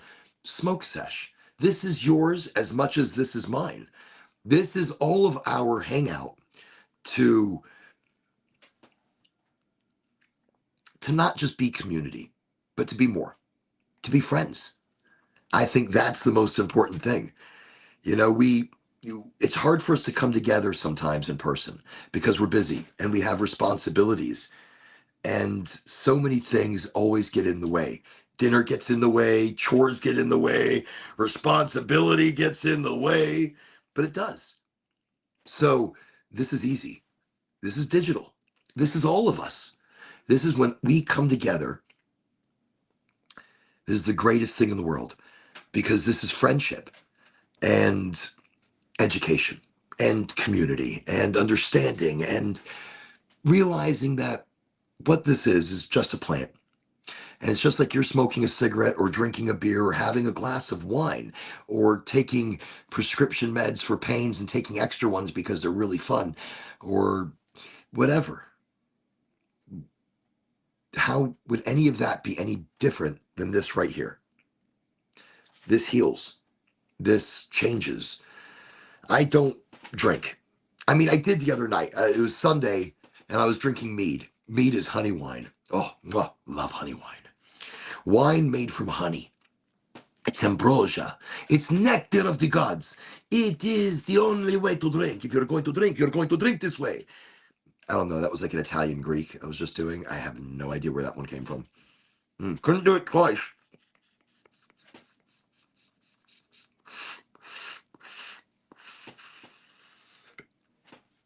So with the Mulin, I just want to mention, I do it in the morning and then I do it in the evening. So the little glass of water, just tiny bit of water, jump, boom, swish, swoosh, and then shoot it back. And it's not terrible, but drink it back entirely. That works its magic, not just when you drink it back and as it's absorbing into your bloodstream, but even going into your stomach. You know, your respiratory system is interconnected in so many different ways. Cannabis, there's been studies that there's no long-term effect of cannabis in the system. Like, I mean, you know, you could be smoking for a period of time, cannabis, not nicotine or anything like that, but cannabis. You could be smoking for a long period of time and there are no long-term effects to the lungs or the body or anything else. I mean, now, the only long-term effects that you're probably looking at is any butane contamination from lighters and lighting, or any, if you're any scarring, like if you're burning like high heat dabs, or if you got a really big cherry and you're like, you know, you're smoking a lot, you're going to do damage to your esophageal cords, or to your vocal cords, and your esophagus. So in that, I would definitely, you know, I don't know what the hell got me into that. I was just la into something else. And that's fine. I don't give a shit. I forget what I'm talking about. I forget what I'm talking about. But again, Mulin, good shit. And if you're having heaviness on your lungs, just do the drops. Great way to do it. Great way to see how it clears up your respiratory system. See, I was talking respiratory system. I know where I was at. So let's put that over there. Golden wraps that we smoked earlier. Beautiful shit. I've been smoking some mule fuel. I wanted to mention, now, again, I'm not a big oh shit. Did not realize that is a very high THC that we are smoking. I recognize me being a lot extra higher than normal. It's not a word, but it will be one day. Just like Doinka Doink.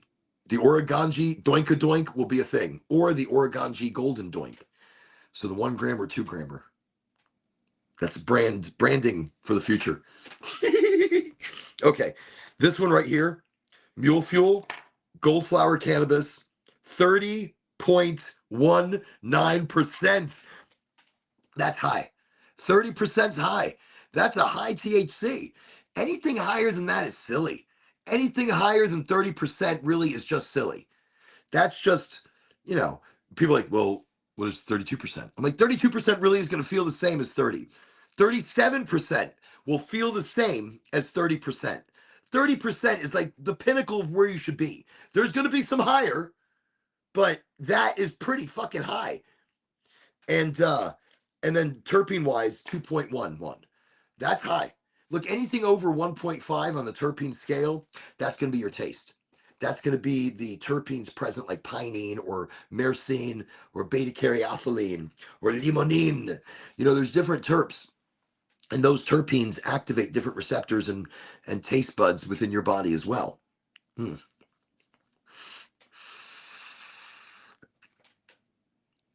I have to make sure it stays lit because these papers like to put it out. Vegetable paper, best way to stay organic. The paper itself is organic. But yeah, I didn't realize it was such a high THC.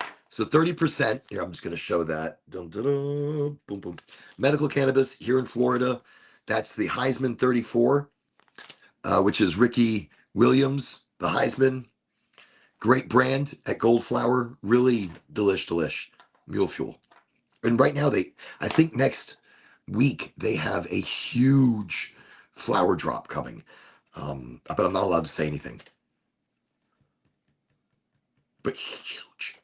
And right now they have like some great deals on their concentrates. And as you see, we were smoking Full Melt today. My personal opinion on it. So here's the difference between the jam, the batter, and the Full Melt consistencies. Excuse me. I was drinking soda. It's gonna tear me apart. So your jam and batter has a thicker consistency. The batter is going to be thicker. The batter is going to look almost like a peanut butter, but a very orangey-esque peanut butter if it's done nicely. And it will have that consistency. That, when I use it and put it in my proxy, I can get a couple of smoke sessions out of it. With the Full Melt, I get one smoke sesh. I can't get a second because the product already looks pretty dark. Like, normally I can get a session or two, but if you see that right there is what was left from the Full Melt, and that amount. So what that is, I'm not going to smoke that. That's done. That's spent. Full Melt is a very fine sand crystal product, and the second that heat hits it, you're already decarboxylating it. You're changing it. These are the crystals that would be on the tips of the plant. These are the crystals that are sifted. In that process, it is such a fine hash that it's just, it burns beautifully. The flavor was quick, not long lasting. It was there and gone. The high was very quick and took away the leg pain almost it was within moments. I mean, I didn't notice. By the time I was done with the session with the bowl, with the pipe, leg pain was gone. That to me is medicine. That to me is, it lifted my mind, it lifted my body. That's healing. So that's why I like the proxy, and that's why I like things like high heat. I don't even know why I was talking about that. Where that even came from. Yeah, that's how high I am right now. That I'm talking about shit and I'm forgetting about the shit as I talk about it. So I do want to address really quickly, because you're in Alabama. Anybody who's, on the comments, let me just go back. Boom, boom. I don't know if they're still there. Oh no, they're not. They're off. So getting a job in the dispensaries, really, it's about educating yourself and making sure you're doing it because you love people and you love healing and you love change. And you love putting up with a lot of bullshit sometimes, especially here in the Florida market, in some places. But if you're in the Florida market, I encourage you to apply at Goldflower, the greatest of dispensaries. Their people are on fire. Their dispensaries are magical in the sense that they're high class. They're Gucci. Same with their flower. It's Gucci. And the prices are affordable. And that's the big deal. There is many times, if anybody else's flower that I am smoking, I would have to smoke 2 joints to get what I get out of half a joint from them, like effect wise. And that's a big deal. You pay for what you get, and product out there. if people had heart and they worked from their emotions, I mean, people have heart, but if businesses had a way to use their emotional side, then they would be making medication that helps the people. They would be caring about their flower. You know, they would keep it organic. They would keep it hand trimmed and they would keep it living soil. You know, if these corporations cared about the end result for their patients, they would do what very few actually do. And that's why I say I look at Goldflower as a standard. You should look at them as a standard. All dispensaries should. They should revalue their cannabis. People should dress up again.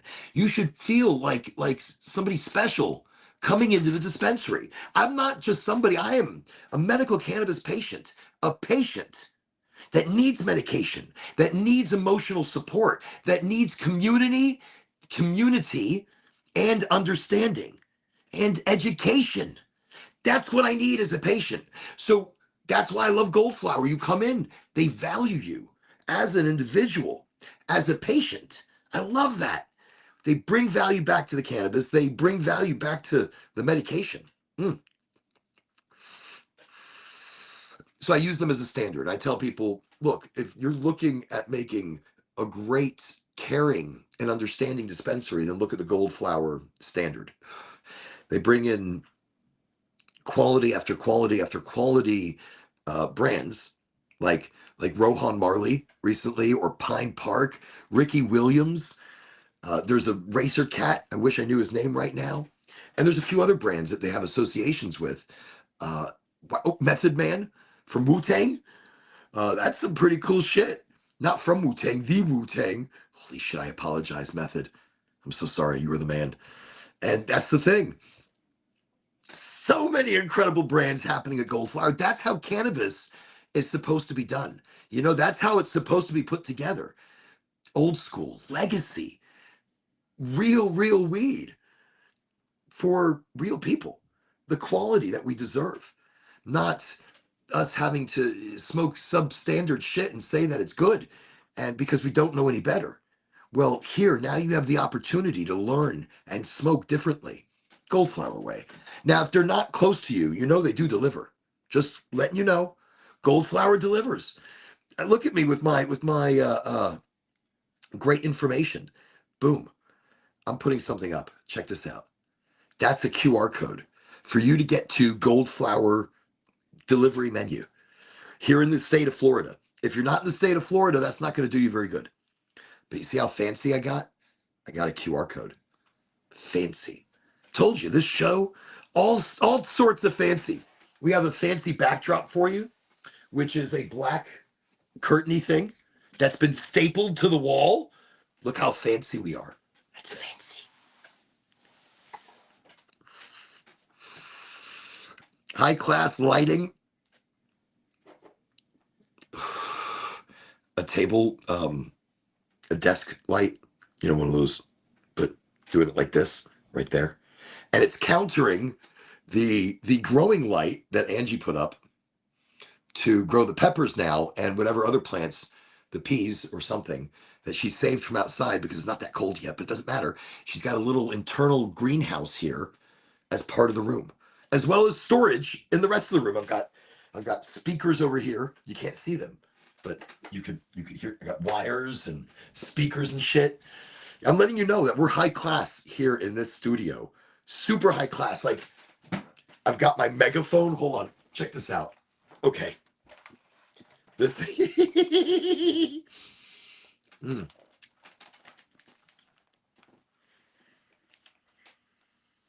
This right here is the golden megaphone.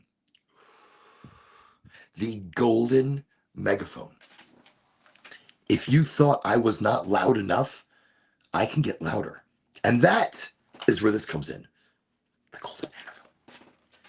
And I even have a wavy man. A wavy man in a box. So there are so many things happening.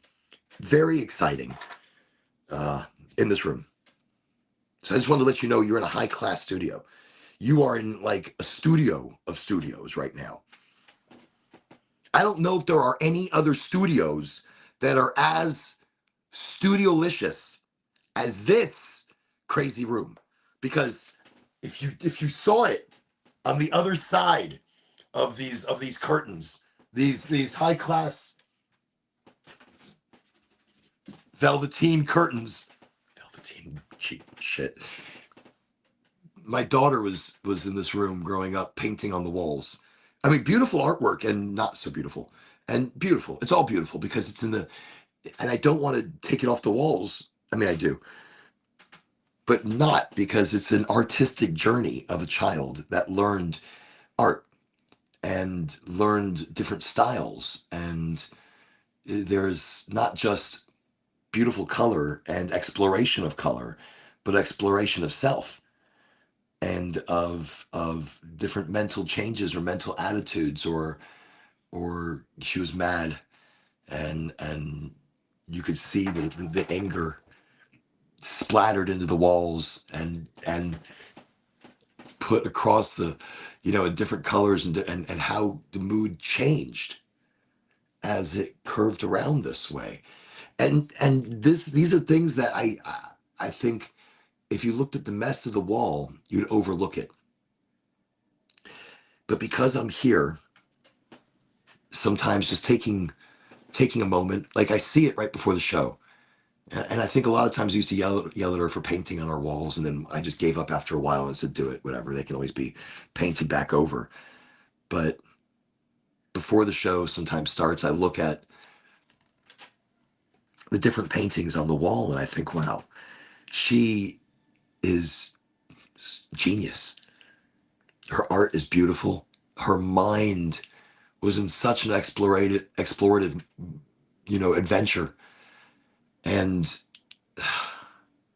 great thinking within a box, outside of a box, becoming such a beautiful artist that she is now. And as she's still developing and learning who she is, I look at this wall as part of that. So even though that's why I haven't used the room for really much else other than storage and now greenhouse and podcast room. I went off into a little spiel there. Sorry, I was just giving you a little insight to this crazy room. Well, I guess I was talking about the high classness of the show. But thank you, everybody, again. So coming into the industry, it's education. It's finding a good community. Maybe go check out Oregonji.com and check out my past episodes. Also, there's on the site, Oregonji.com, and you'll notice there's a spelling to it right here on the bottom of the screen, ORAGANJI.com. The website from your computer is going to look a lot better, I think. From the phone, not so great yet. Working on it. So the mobile app being worked on. But there are some articles that I've started writing and posting.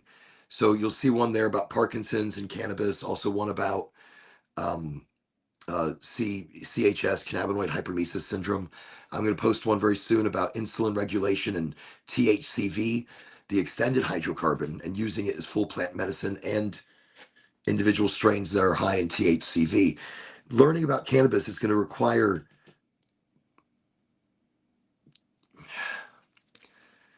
I don't know, unlearning everything you know about it. Every notion, everything that, like CBN, initial, and this is where it gets confusing.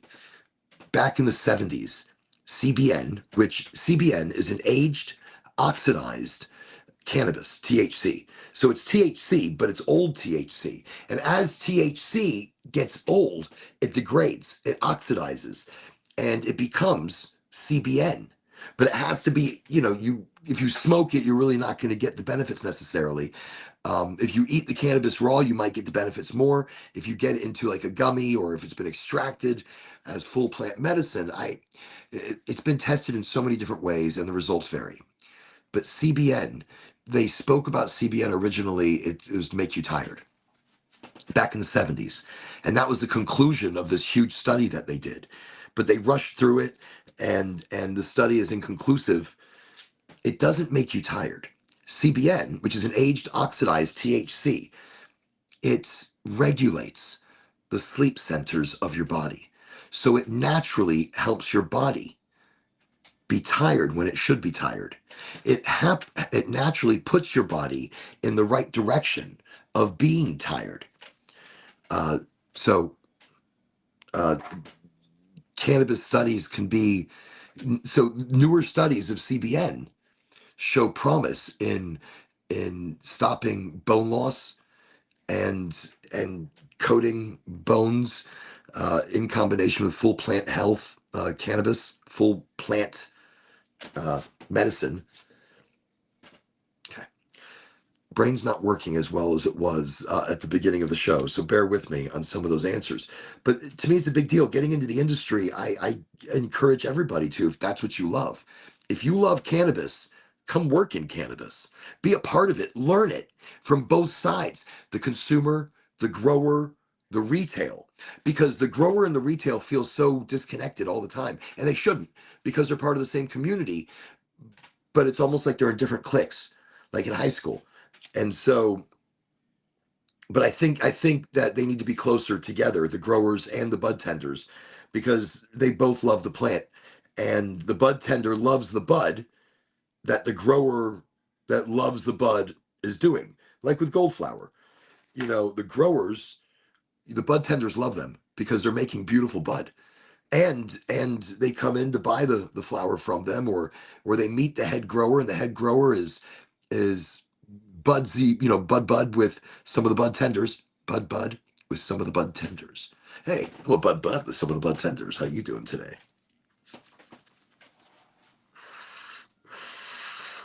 Did I do crazy eyes? I think I did crazy eyes. I'm gonna put the glasses back on. There we go.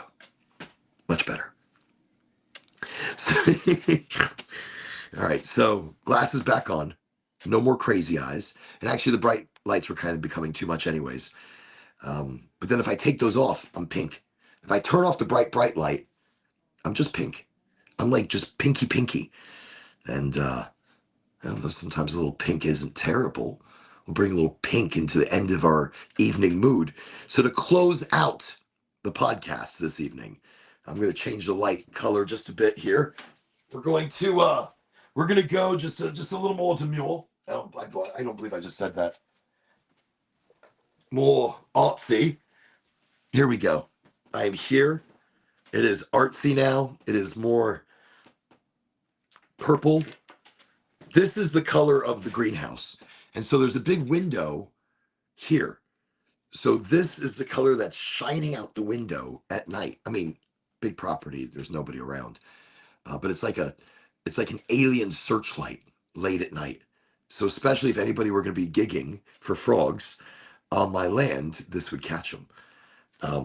And there's a big pond where giant frogs, I mean, enormous frogs. The frog legs are absolutely delicious. Now, I haven't caught any of these gigantic frogs from the land, but others have. And I believe there's a restaurant down the road selling their legs from the people who've caught their legs. Not just their legs. I mean, they catch the whole thing.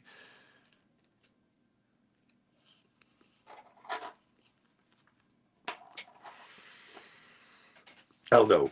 Big, gigantic frogs. And there's an alligator down there. I think earlier I was talking about some of the creepy shit happening here on the land. I'll tell you one that I don't know if I've said it on the show before, but there's a dude that walks his dog around the lake and whistles.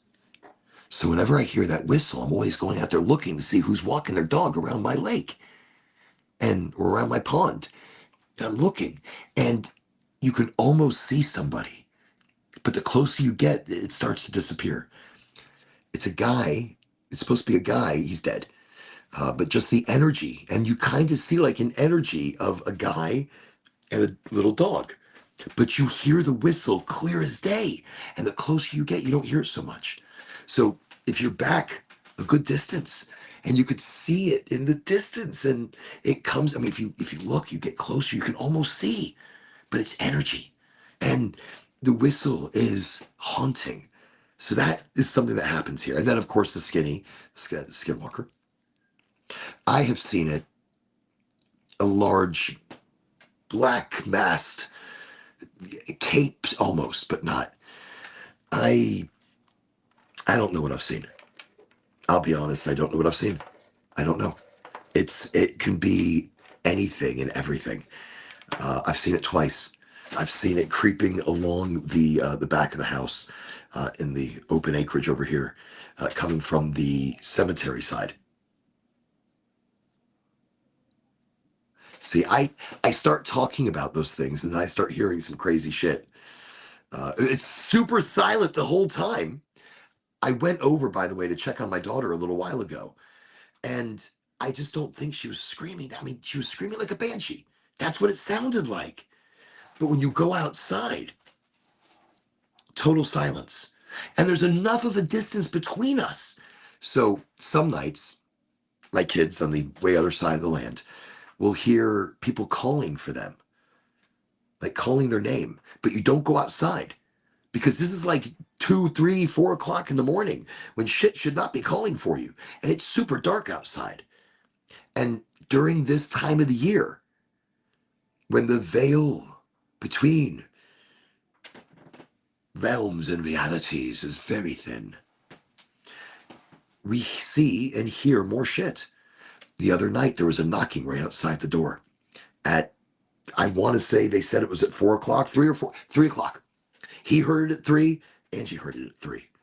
And she said, no, it didn't knock on the window. It knocked on the metal, uh, it's, it's a trolley, not a trolley, a wheelbarrow, but a really old wheelbarrow. And it's deteriorating into the ground as part of the garden. Quite pretty. But she was like, it's something metal that it hit. And so that could have been anything. But then Gideon, I'm sorry, my son heard it. And so he came over and he was talking about it. And then Ange had mentioned that she heard a knocking as well. And this was just the other day. So then they corroborated their story together. And so look, I know it's that time of year. I know it's a little creepy and it's a little crazy. But these are the times we should open ourselves up to those energies. We should open ourselves up instead of fighting it with fear, instead of fighting it with misunderstanding, instead of fighting any kind of energy flow. Open your mind, open your body to it so that you can be part of it. You can be there, part of it. I don't know what's going on here. This is giving me some problems. And we might have to have some words with this vegetable joint of mine that's falling apart. Okay. Trying to get it lit once again. But of course, I'm not trying as hard as I could. Anyways, here on the land. So you got that spirit. And we've had different things happen. I mean, you can hear things in different places.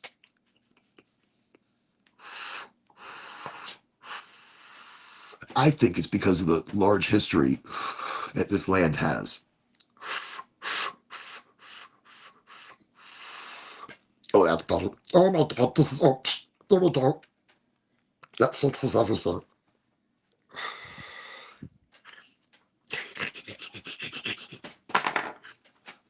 So here in the land, it gets creepy.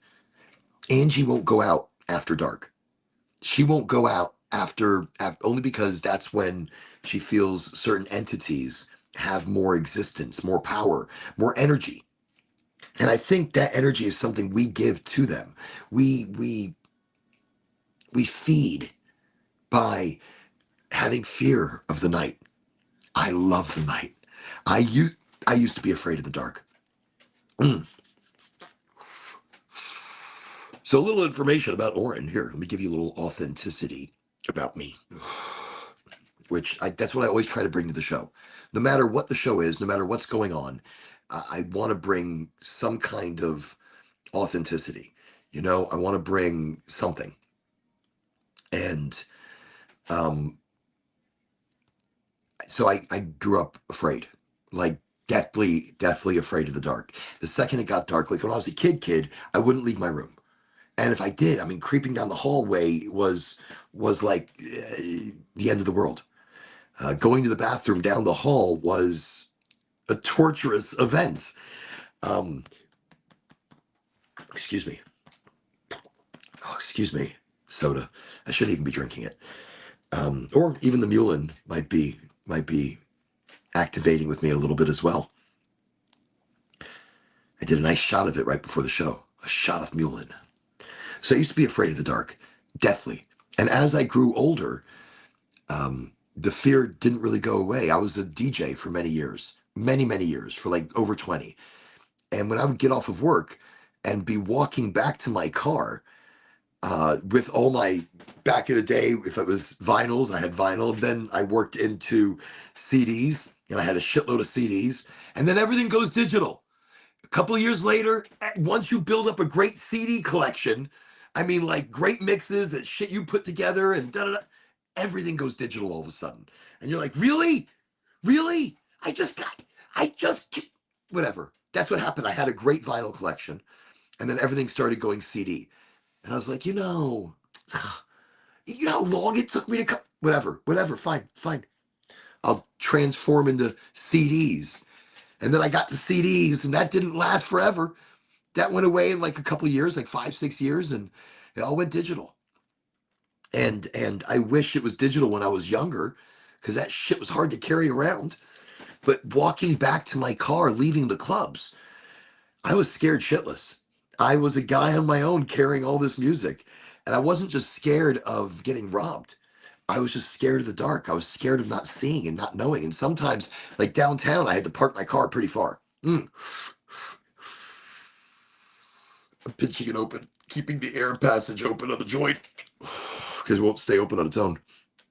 So walking back to my car, I'd be scared shitless. I was like, I can't. As a guy, imagine a woman having to, I mean, we're all the same, but I understand how they feel targeted. And I felt even targeted in different ways. But getting back to the car, I'd been robbed numerous times too. And different times in different scenarios, I was able to hide in the car and lock it quickly. I was able to, my drink was drugged once, twice actually. That was terrible.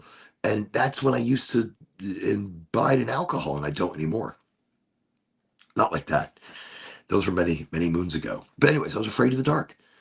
And I think I was at a smoke session. I think that's where it was, but somebody was talking to me about fear and how my fear, actually, I'll tell you who it was. Valentino Aponte. Sorry, great guy, amazing guy. Deep stories, deep individual. There's a lot about him, and I won't talk about him without him being on a show to talk about himself. I would love to have him on the show. Haven't seen him in so many years. He's like family to me. But he was teaching me something about fear and something about how we fear what we don't see, but they can't see us either. And the fear is only there because we feed it. The fear is only there because we give it energy. We give it something to maximize itself. And when instead you walk out into the night like you walk out into the day, you don't walk out into the day with that kind of fear. You don't walk out into the daylight because you're afraid of it. You can see. But does that give you the sense of not being afraid? Because the daytime is just as dangerous, if not more dangerous, than nighttime. There's less people out at night, less things to get in your way. The night is only scary because you can't see it. So do you know what's a great solution? You bring a flashlight. Just gonna tell you. Bring a really powerful flashlight and walk around with that shit and a sharp stick.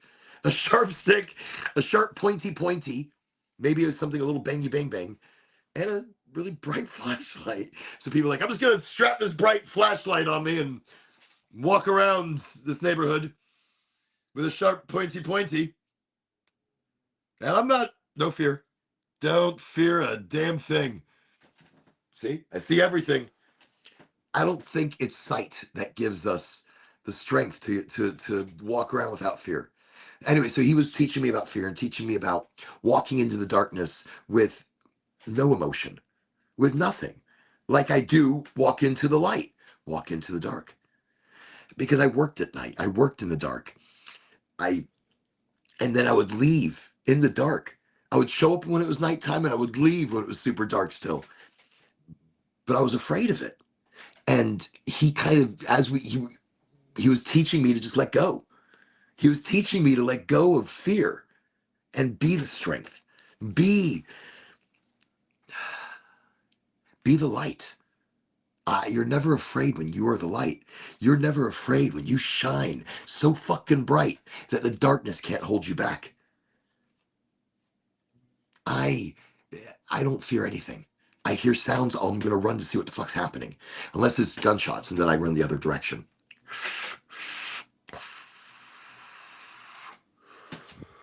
But I think it's our fear that holds us back. And I, even as a metaphor itself, when you're at night, you're afraid to go out there. It's you that's afraid. It's you that's holding you back from anything else out there. I mean, sure, there could be wild animals, there could be coyotes and wild dogs and panthers and gorillas and Sasquatch, chupacabra, chupa asshole, more likely.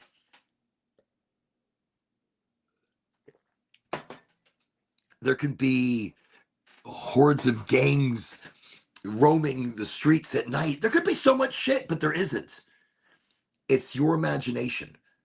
And when you go out without emotion, like you just walk the fuck outside and walk around. I mean, make sure you are protected within your light where you're comfortable. And then take new areas and walk out there. Go further and further and control that area such as it's yours. It's yours because you feel safe claiming it because it's a safe area you can see. But how about beyond? Don't walk up to it and set boundaries. Everything is your area, just like daytime. Nighttime and daytime are identical. It's just that you can't see. So be careful not to trip over shit. That's why I said a bright flashlight's genius.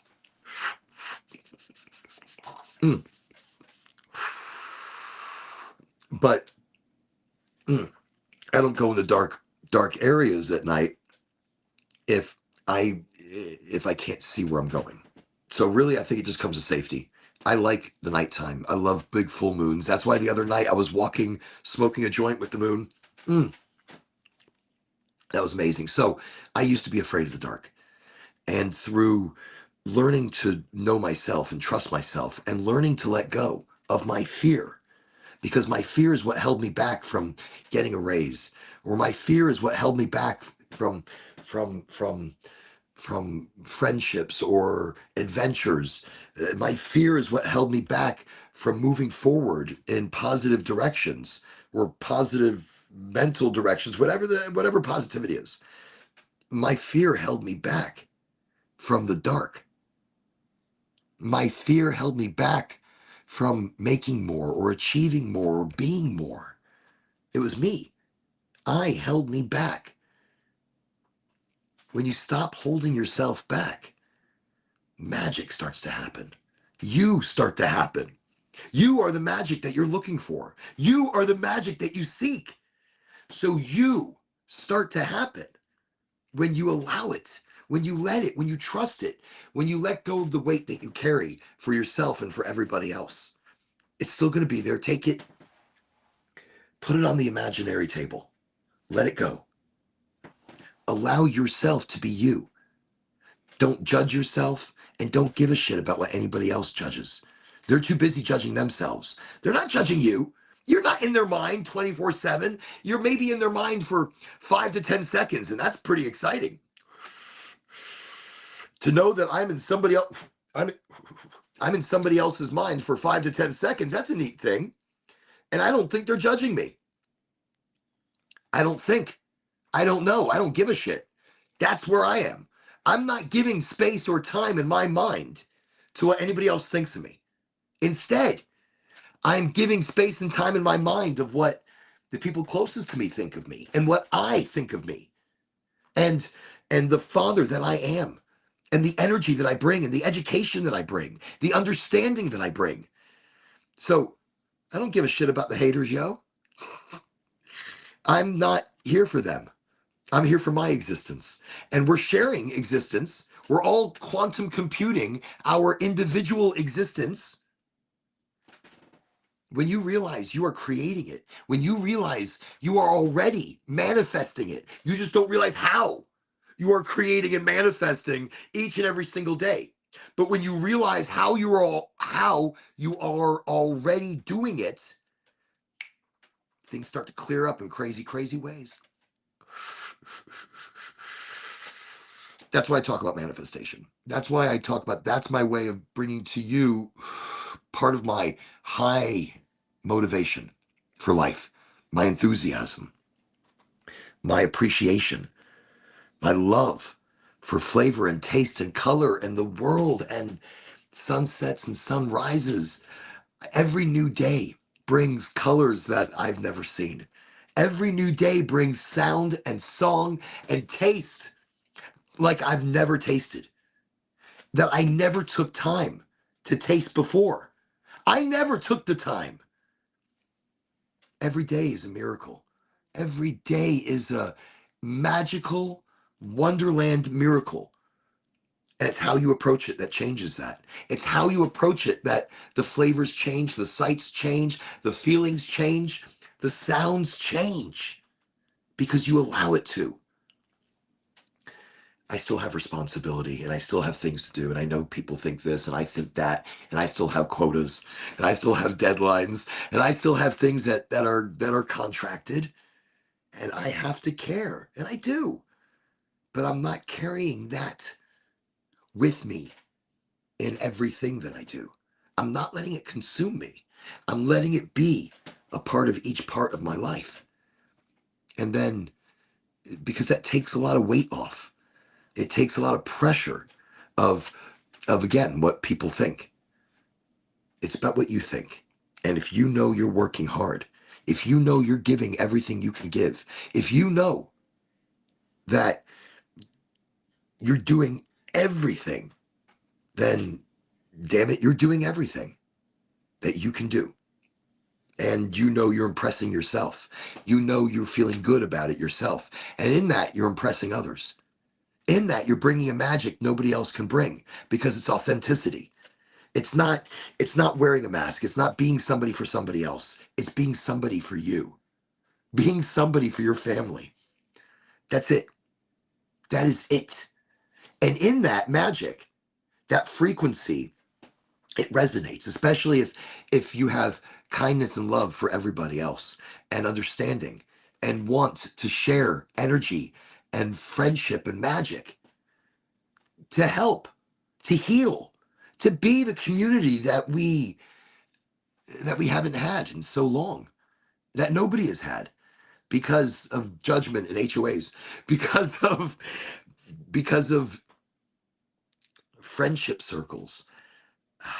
Here, this is the giant circle that we're all welcome. Everybody, not just those who use cannabis, but everybody is welcome here. That's Oregonji. That's all of us. You have a ganjier learning something in a program that costs a shitload, or you can come for free here to Oregonji and learn it as it comes. I'm going to put more articles out. I will put more education out on the website. I'm enjoying the progression of it. I had to get a website out, so it is going to change as it goes. But I think the education is number one. When we learn about cannabis in a different way, we can learn how we can use it, not just for our advantage, but for everybody's advantage. For cancer, where it can help isolate the cancerous cells and help suffocate them and destroy them. For people with true weight loss, with THCVs, extended hydrocarbon, with the appetite suppressant, or eating raw cannabis and changing your metabolism with the tea and eating it raw. That's some crazy shit. Or rewiring the brain with the combination of CBGA and THCV and maybe some of the lesser known cannabinoids in combination for people with Alzheimer's or Parkinson's, where it helps rewire and reawaken zombied or dead cells or cells that are just not responding. They're reactivating, rewiring, retransmitting. There is magic happening through the research and progression of cannabis. So here on the show, I definitely want to talk about it. I definitely want to post it on the site. I definitely want people to be in that direction. Canna evangelists, not evangelists, canna evangelist. bringing the good word of weed. We should have them everywhere in every state, thousands, speaking the beautiful word of weed. You're all Oregonjis. Here on this show, you don't need a certificate. You need an open mind and an open understanding. And we learn little by little. If you have a question about something specific, you can always post it. We can talk about it here. And if it's something really quite amazing, I'll make a video or I'll write an article talking about how we can incorporate it, and I'll really research and check into it, or I'll answer it the best I can. I think that's my background comes not just from the growing side and the unlearning and relearning of it, but from a lifetime of use in different ways. First on a recreational side, and then relearning it for a medicinal side, and being part of that for more than 15 years now, uh, heavily entrenched in the re-education of cannabinoids, terpenes, flavonoids, aromas, but how all that works in a synergistic effect in the final product and the final individual, in the final scenario. Each person is totally different. And in that, like a thumbprint, right? We're all individuals, but our treatment and therapies should be as individual as the individual. Like I know some people have certain ways of testing it and showing it, like what terpenes you like or what you're supposed to like, but everybody's very different. And our bodies kind of tell us as we go what we need. And that's what with cannabis, I've found if I smell it and get a good smell of the bag, I'll be like, it'll sing to me. Like a certain smell will hit me. It'll be like, oh no, that's what you need. That's it. That's it. Is that delicious? Is it delicious? It is delicious. Smoke that or eat it. I love eating my cannabis. And I've learned if you can't eat it, you shouldn't smoke it. Like if you're eating it, it tastes like shit, don't smoke it.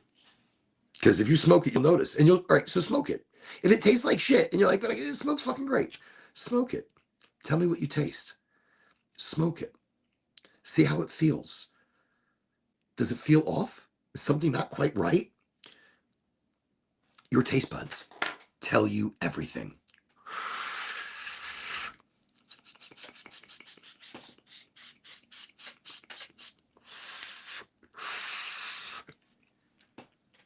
It got in my eye.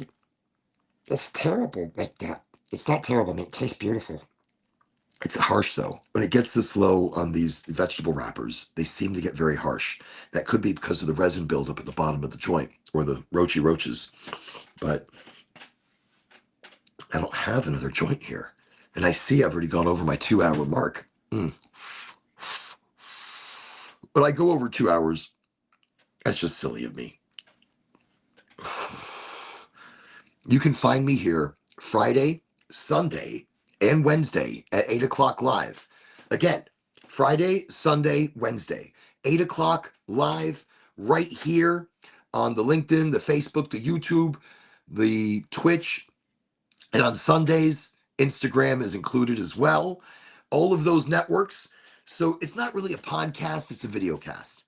Because currently we're not on any podcast channels such as Spotify or Podbean or any of those others. We're not there. Currently, we're just here on video. We're just here as a video smoke session, as a community get together, as a dad that runs outside and thinks, people are getting murdered. I heard it. It was wild. I'm going to go back in the video and see if I heard some shit. I'm just going to check. Just to double check, like maybe you guys heard it too. Look, here on the land, the energy is wild.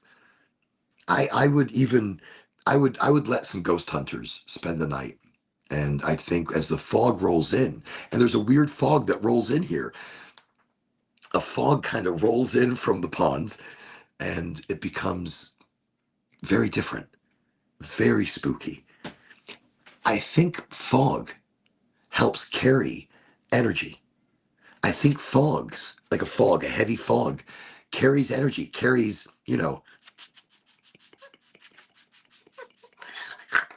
I let it go. Ow, actually, there was this one I was smoking the other night. It was a rose petal roll. No, I'm not going to smoke that. It's going to give me a headache. Wait. No, I mean, It was kind of harsh. I'll relight that for just a moment. I'll just spend a few more moments here, just a few more moments. But here on the land, some wild stuff. I would invite definitely a ghost hunter group because there we believe possibly there could be some. I'm not going to say Indian burial mounds or some. Who knows? Who knows? The history of this land is wild. And this area was disturbed many years ago because it was a burrow pit, and that's what created the pond. Um,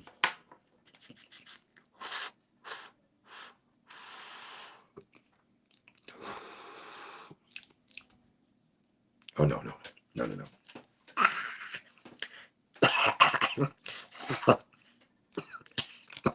Okay, I'm back. Wow, that was awakening. So, anyways, here, highly motivated. Thank you for joining me. Friday night. Again, you're going to find me many other nights, same time, Friday, Sunday. Sunday is our Sunday smoke sesh. I know, I've been diving deep. I think I want to change Sunday's name to Burning the Bush, making its own thing. Sunday is Burning the Bush, but I'm not mobile like that. And I'm so busy throughout the week that Sunday seems to be the only day I spend the whole day with the family, except for our podcast at 8 o'clock. So if I were to call it Burning the Bush, I wanted to go out and burn the bush in different places. That takes a lot of time and a lot of effort. We'll save the name for something else. We'll burn the bush. We burn the bush anyways. We're smoking the toking, the doink-a-doinking, the joink-a-doink, or the joint-a-doink, or the joint-a-doink, or the joint-a-doink-a-doink if it's a 2-grammer. See where my head's at right now? I don't know. But definitely education is key. Okay, I was talking about the eeriness of the land. No, there's some wild stuff. But everywhere you go, I'm sure you're going to find wild stuff. And if you go out there without fear and you walk out without that kind of an emotion, you're going to hear and see so many beautiful things because you drop the fear and you allow your senses to open up and be. That's why I think when people are high, they taste more. You know, they drink and they're like, oh, this is like the best milkshake in the world. Holy shit. It's like I've never had a milkshake before because all your fear or your pain or your struggles are kind of sitting right off to the side because you relaxed them a bit. And as you've gotten high and you've relaxed those fears, your taste buds have opened up. Your mind has opened up. And now you're able, like, oh, I'm eating this burger. Best burger I've ever had. Like I've never eaten a burger before. Damn, this thing's good. Because now you're taking the time to eat it and taste it and be a part of it instead of just shoveling food down your throat and just swallowing something and not eating it and not tasting it and not smelling it. Because all of that is involved in our eating process, or it should be, but we don't take time to do it. And cannabis, when you get high, it gives you the opportunity to slow down and take some of all that pressure and all that pain and all that struggle of the past and the future and the blah blah blah of everything going on around us. You take all of that and just put it right there when you're high. Subconsciously, you're putting it there. You're not like actually sitting here and like, oh, look at that. We put, oh, that's a doozy. I'm putting it right over there. You don't take time to do that. You're doing it subconsciously. But now when you're eating or when you're drinking or you're socializing, you're freer. You're more open to flavor, to aroma, to friendship, to community. I don't know. Just my opinion and fact. Listen, thank you everybody for coming tonight. Thank you for being a part of the Friday Smoke Sesh from my whole heart and my whole family and everybody. We thank you. This is an honor to come to you and talk to you and be a part of your listening audience, wherever that might be. I think it's awesome. And I know you guys come from so many different places and you come back to listen to the show, every show. And thank you. You don't know what that means to me. That's like the most awesome thing. That is why I did the show. That right there is community. That right there is the best thing ever, because we may be hundreds of miles apart, thousands of miles apart, but we are still the awesome community that we are and the friendship circle that we're creating. And that's magic and that's energy. Like I was mentioning my cousin Gadi at the beginning of the show, and I was sending love and energy his way. He is thousands of miles away in a very dangerous place at the moment, emotionally and physically. And but we feel like, because we're family and we're so close, you know, when we are together, it's like we've never been apart. And we're like, it's like we just saw each other the day before, but he looks a lot older. He doesn't dare. I look younger all the time. All the time. All the time. I look at my see, the wild thing is, so in these video podcasts or video casts, I see myself. Normally I don't look at myself this long. Like in the mirror, you shave, you comb, you brush, you blah blah blah, you shave the head, come out of the shower, you're like, I look so much older. Um but here on the video cast, I actually stare at myself a lot because I'm talking to me, talking to you. But I'm looking at myself backwards. And that's also weird because I guess most people don't look at themselves. I'm high. I'm high. Now I'm silly. Now I'm talking about me looking at myself, which there were so many other big things I wanted to talk about tonight. Um, I guess we'll talk about these things next time. There's a lot to talk about next time. This was actually, so I was talking initially. All right, I just want to mention it. I just want to mention it and then I'm done. All right, I'm just going to mention it. I'm done after that. So originally, I want to talk about the energy and spooky and creepiness of Halloween and how the veil's thin and how here on the land, we're much more susceptible to all of these things. And we've been hearing shit and seeing shit and being lights and is it swamp gas? Is it swamp gas? Is it just swamp gas coming from my kids? I don't know. It could be, but it's not. And so that's what I want to talk about tonight. But then I was pondering a little bit deeper, and I get like that, and like the strangeness of things, and not just mystery and energies of like the old man that walks his dog around the pond. I started looking at like glitches and anomalies in our reality. I mean, like many recent experiences, I really feel like our reality, and this is what I said earlier, I didn't want to get too deep into anything till like maybe the very end. So here's the very end. Here's me getting very deep.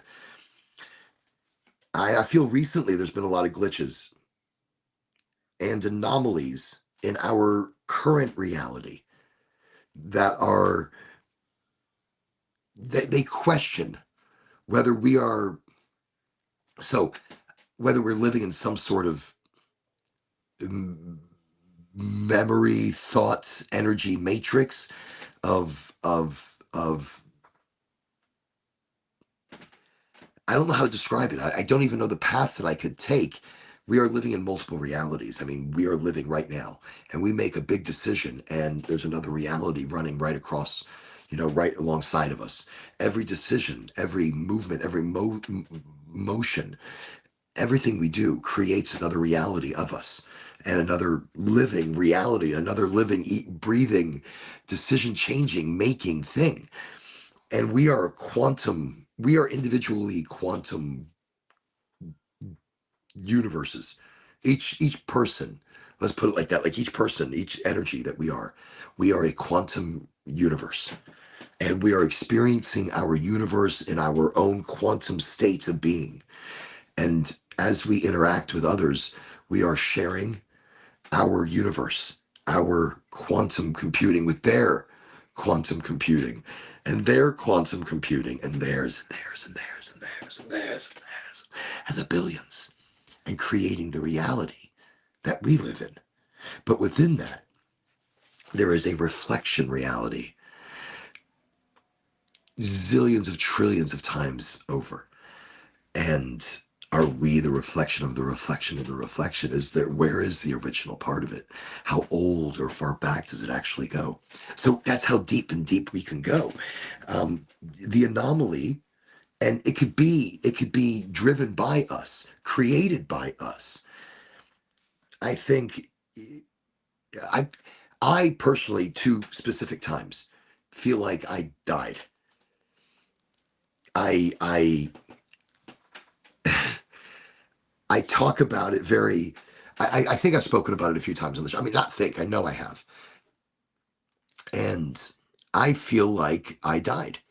I once I was on medical uh, work. I was work. You know, I was working, talking to doctors, visiting multiple locations, and one of my routes. You know, I parked my truck, and I had a lot of shit boxes of marketing material. So I had a truck bed. I just bought this truck not too long ago, or traded for it. Great trade. Great kid. Hope he's good. Hope he's fine. So it has a big truck box in the back. So I had boxes of marketing materials sitting in that box. Um, so I jumped in the back of the truck. You know, I parked. There was a one of the marijuana doctors that I visit on a regular basis. So it's some place that I go and I recognize and I know, and I'd know if something changes like that. I mean, as you drive in, you're looking, you're living life, you know places and everything. So I got out, jumped in the back of the truck, grabbed my marketing material, and had it, you know, clutched like I would what I needed for that office visit. And I put one foot over the truck bed to get out to stand. And then as I did, and I brought the other foot, and the other foot got stuck on the edge of the bed as I was bringing it out. And as it got stuck, I lost my footing and I fell. And the material lost out of my hands. I felt the material fall, and I saw the material going down like this. And I'm looking this direction. This foot is gone. I'm in midair. And then there was like a blink, and I'm standing there holding the material, standing there holding the material at my truck bed. But everything hurt from like here all the way down, and everywhere into my legs. It hurt. I have neuropathy and fibromyalgia. So, but not like that. I've never felt pain like that. It felt like I just hit the ground, but I didn't. There was no fall, and I'm holding the material. And so, and I'm standing at the truck bed, and I turn around and I'm holding it, and I wasn't thinking. I just felt the pain, and I'm like, but I was driving. I'm driving a lot. I'm getting older. Shit hurts. Not like that, but shit hurts. And I walked into the doctor's office, dropped off the material, and the person, you know, the medical assistant that I normally saw looked totally different. But I didn't notice it at first. I kind of was like, hello, and um, uh, I, I don't know what to say. And I think that's what I said. And I dropped off the material that I had. I just put it there. I was like, have an excellent day.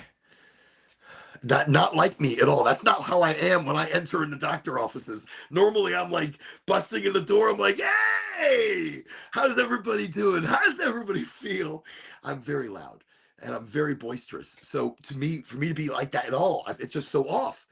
And I left and walked back to my truck. And as I'm walking back to the truck, I'm looking around and things are different. Just,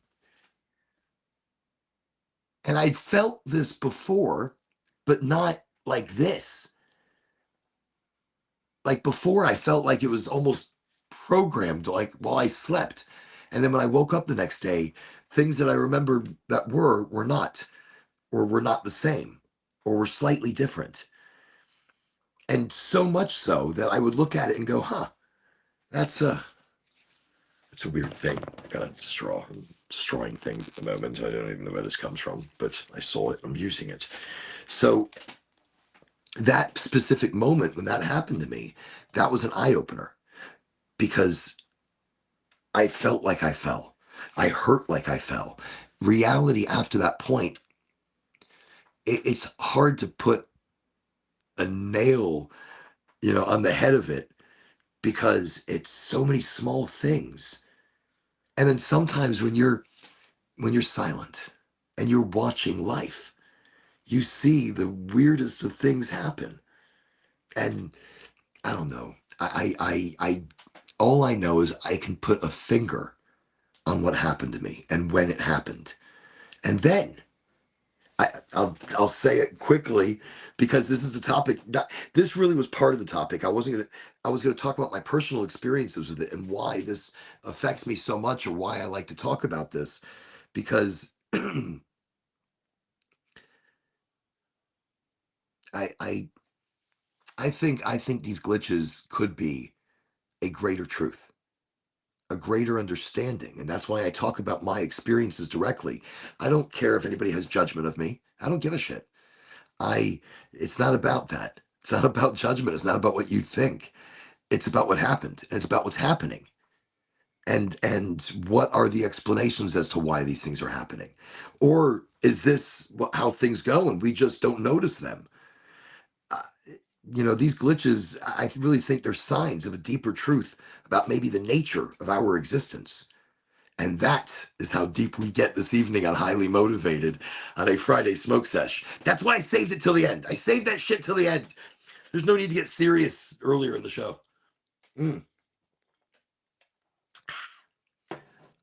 I haven't had a straw in ages. That was lovely. Actually, that was so much easier than drinking it and spilling it like I do.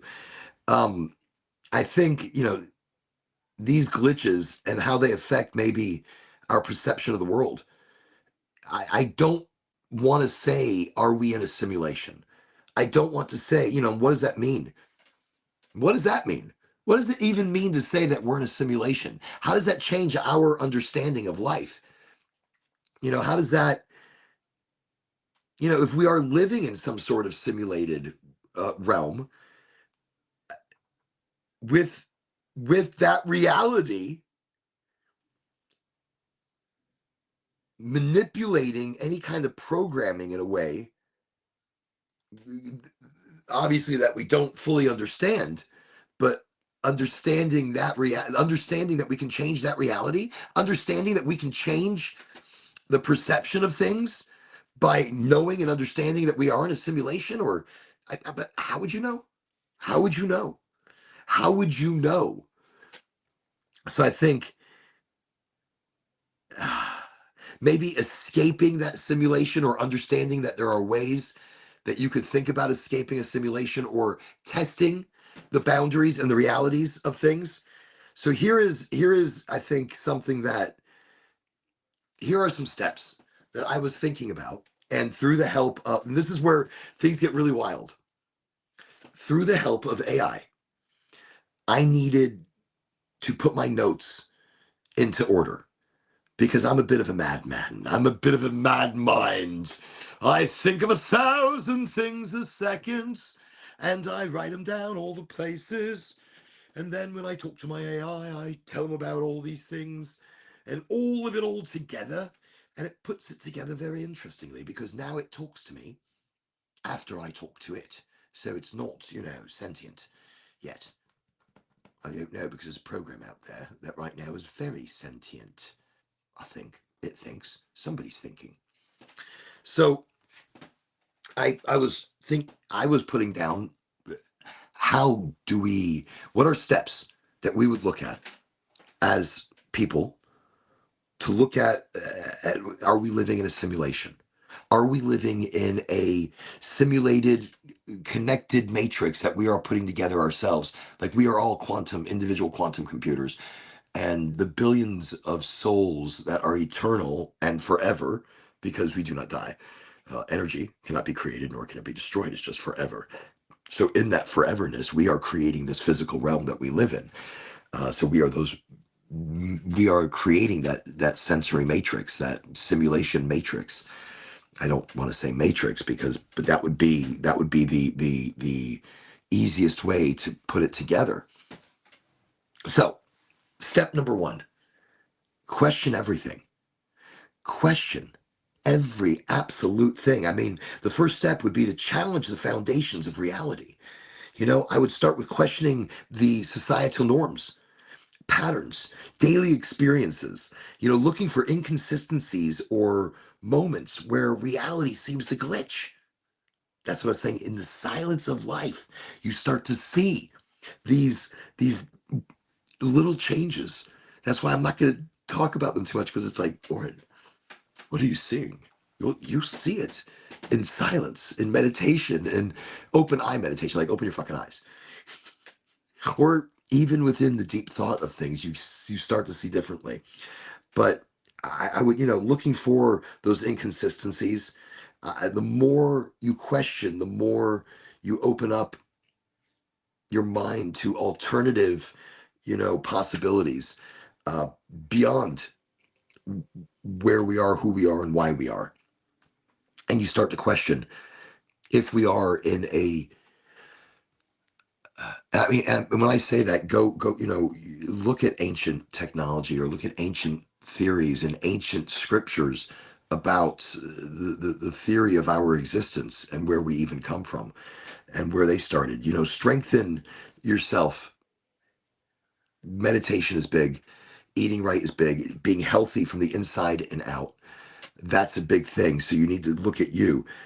If your reality is simulated, it might lie in your perception. And perception is big. You want to practice deep meditation, mindfulness, lucid dreaming. Uh, all of this are ways to clear the mind, control the simulation. In that, you want to control, explore your consciousness and altered states of mind. Now, that's, you could be in the portal to understanding nature of the simulation, and that is maybe using psilocybin mushrooms, using cannabis in ways to help you live in the now. I think the now. So I don't always live right now, not always. I am always in the past or the future, but I take it when I can. And I put all of that on that imaginary fucking table that I have. It's a huge table. It's holding so much shit. It is the strongest table in the world, holding shit. But I put it there so that I can think, so that maybe I can jump out of the box. I can be different and relax and smell and taste and enjoy life at those moments without letting everything weigh me down all day. All the thought of this and that and this and that. I don't think. I don't think it. I don't see it. I don't know it because it's not there. It's over here on this table. The table's holding it. It just is. I don't know. We're going to talk about this at another show. But really looking at the glitches of life, you want to connect with other like minds and other people and see where they are and who they are and why they think this way and what brought them to this, what signs brought them. I mean, look, I told you two certain specific situations happened to me that changed my whole mental direction of why I think this way. One was falling out of the truck, and I know I ended everything there and I came into another reality. I feel like that is it. And another time with the entire family, we were driving home and we saw this fireball in the sky. I mean, I'm shortening the story for you, but I saw this fireball. They saw the fireball. We came to an opening on our way home. We got out of the car. We're all looking at this thing. And as it got brighter and hotter and boom, everything changed. We blinked and the thing went another direction. And it looked like a comet coming right at us, like to wipe us away. And this wasn't that long ago. Uh, wow. I mean, I could feel the heat, the sky lit up. It was just, and then a blink and psh, another direction. A fucking comet changed direction. I'm not the only one. Another car parked and saw this. It was, so these things changed my reality. And then things things beyond that point were different. Again, different, and it's multiple different things that I started to notice, multiple Mandela effects, multiple glitches that used to make sense, and all of a sudden, and then some things that were. This is what really got me, and I'm going to end it and stop rambling, bambling here. But here's what really got me: things that I remember hearing 30 years ago as maybe just theory or just it's something out there in this universe, and we're talking about it. And then 30 years later, It's a thing. Like, it's always been a thing in this universe.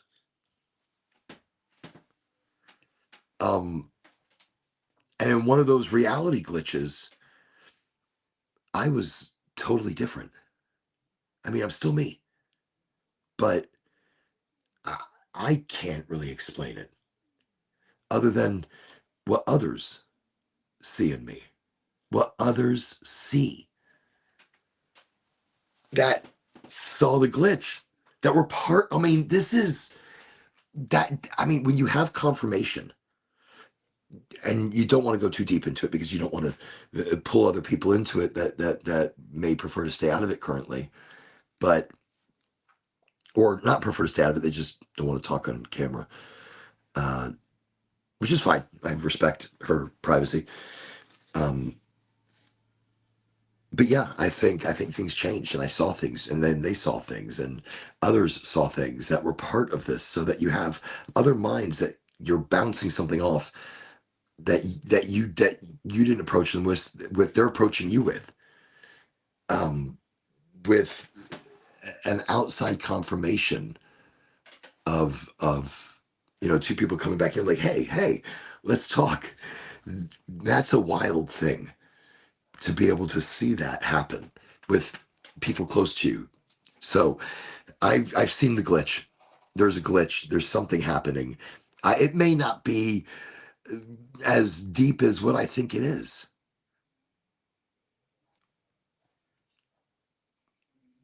I don't know. See, when I start questioning things, I start hearing. If it was tinnitus, it'd be all the time. I think I'll have to look into it.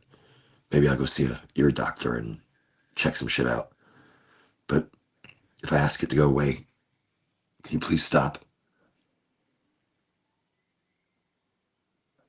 It goes away. I don't think tinnitus would do that, so it's kind of strange. I don't know. Holy cow. I just saw a holy cow. I'm just going to take that holy cow. I'm going to take it. Boom. I'm holy cowing on the show. Thank you again, everybody, for joining me in my strangeness. I appreciate you coming and again, being part of the show, being a part of the energy and magic. And anytime I can help teach anything or bring a different understanding of cannabis to the table, I just love doing it. That's what I love to do. And when we talk about different realities and craziness around us, I love that shit too. I'm I'm not about conspiracy theories.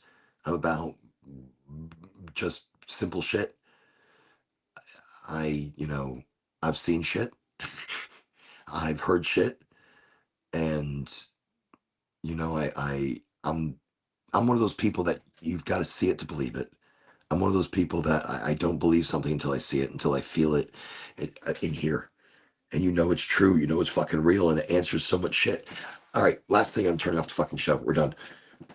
I used to like love Elvis. I grew up wanting to be Elvis, and I grew up idolizing Elvis because as a kid in my age, many moons ago, that's what you had. You had Elvis or James Dean. You had Humphrey Bogart. You had Dick Tracy with the watch and shit. You were growing up, and then Billy Idol, and then you know, right there for a while wedding. Okay, yeah, it's a nice day to start again. But that's who you grew up idolizing. So, anyways, Elvis, I idolized, and I did until I realized he's not dead. I'm not a conspiracy theorist. No, I go by fact. And when I know for sure that a guy named Bob, a pastor, check it out. Um, it's it's too true. There's no way around it. I'm sorry. Go check that shit out. It's wild. It's wild. I stopped buying memorabilia for Elvis. I stopped looking at Elvis as like one for the money, two for the show, three to get ready now. Go, cat, go, and don't you ow, step in my blue suede shoes. All right, we're done. I gotta go. I got shit to do. No, I don't. I don't have anything to do. I'm going to sleep. Y'all have a great night. I'll see you Sunday. All right. Ciao.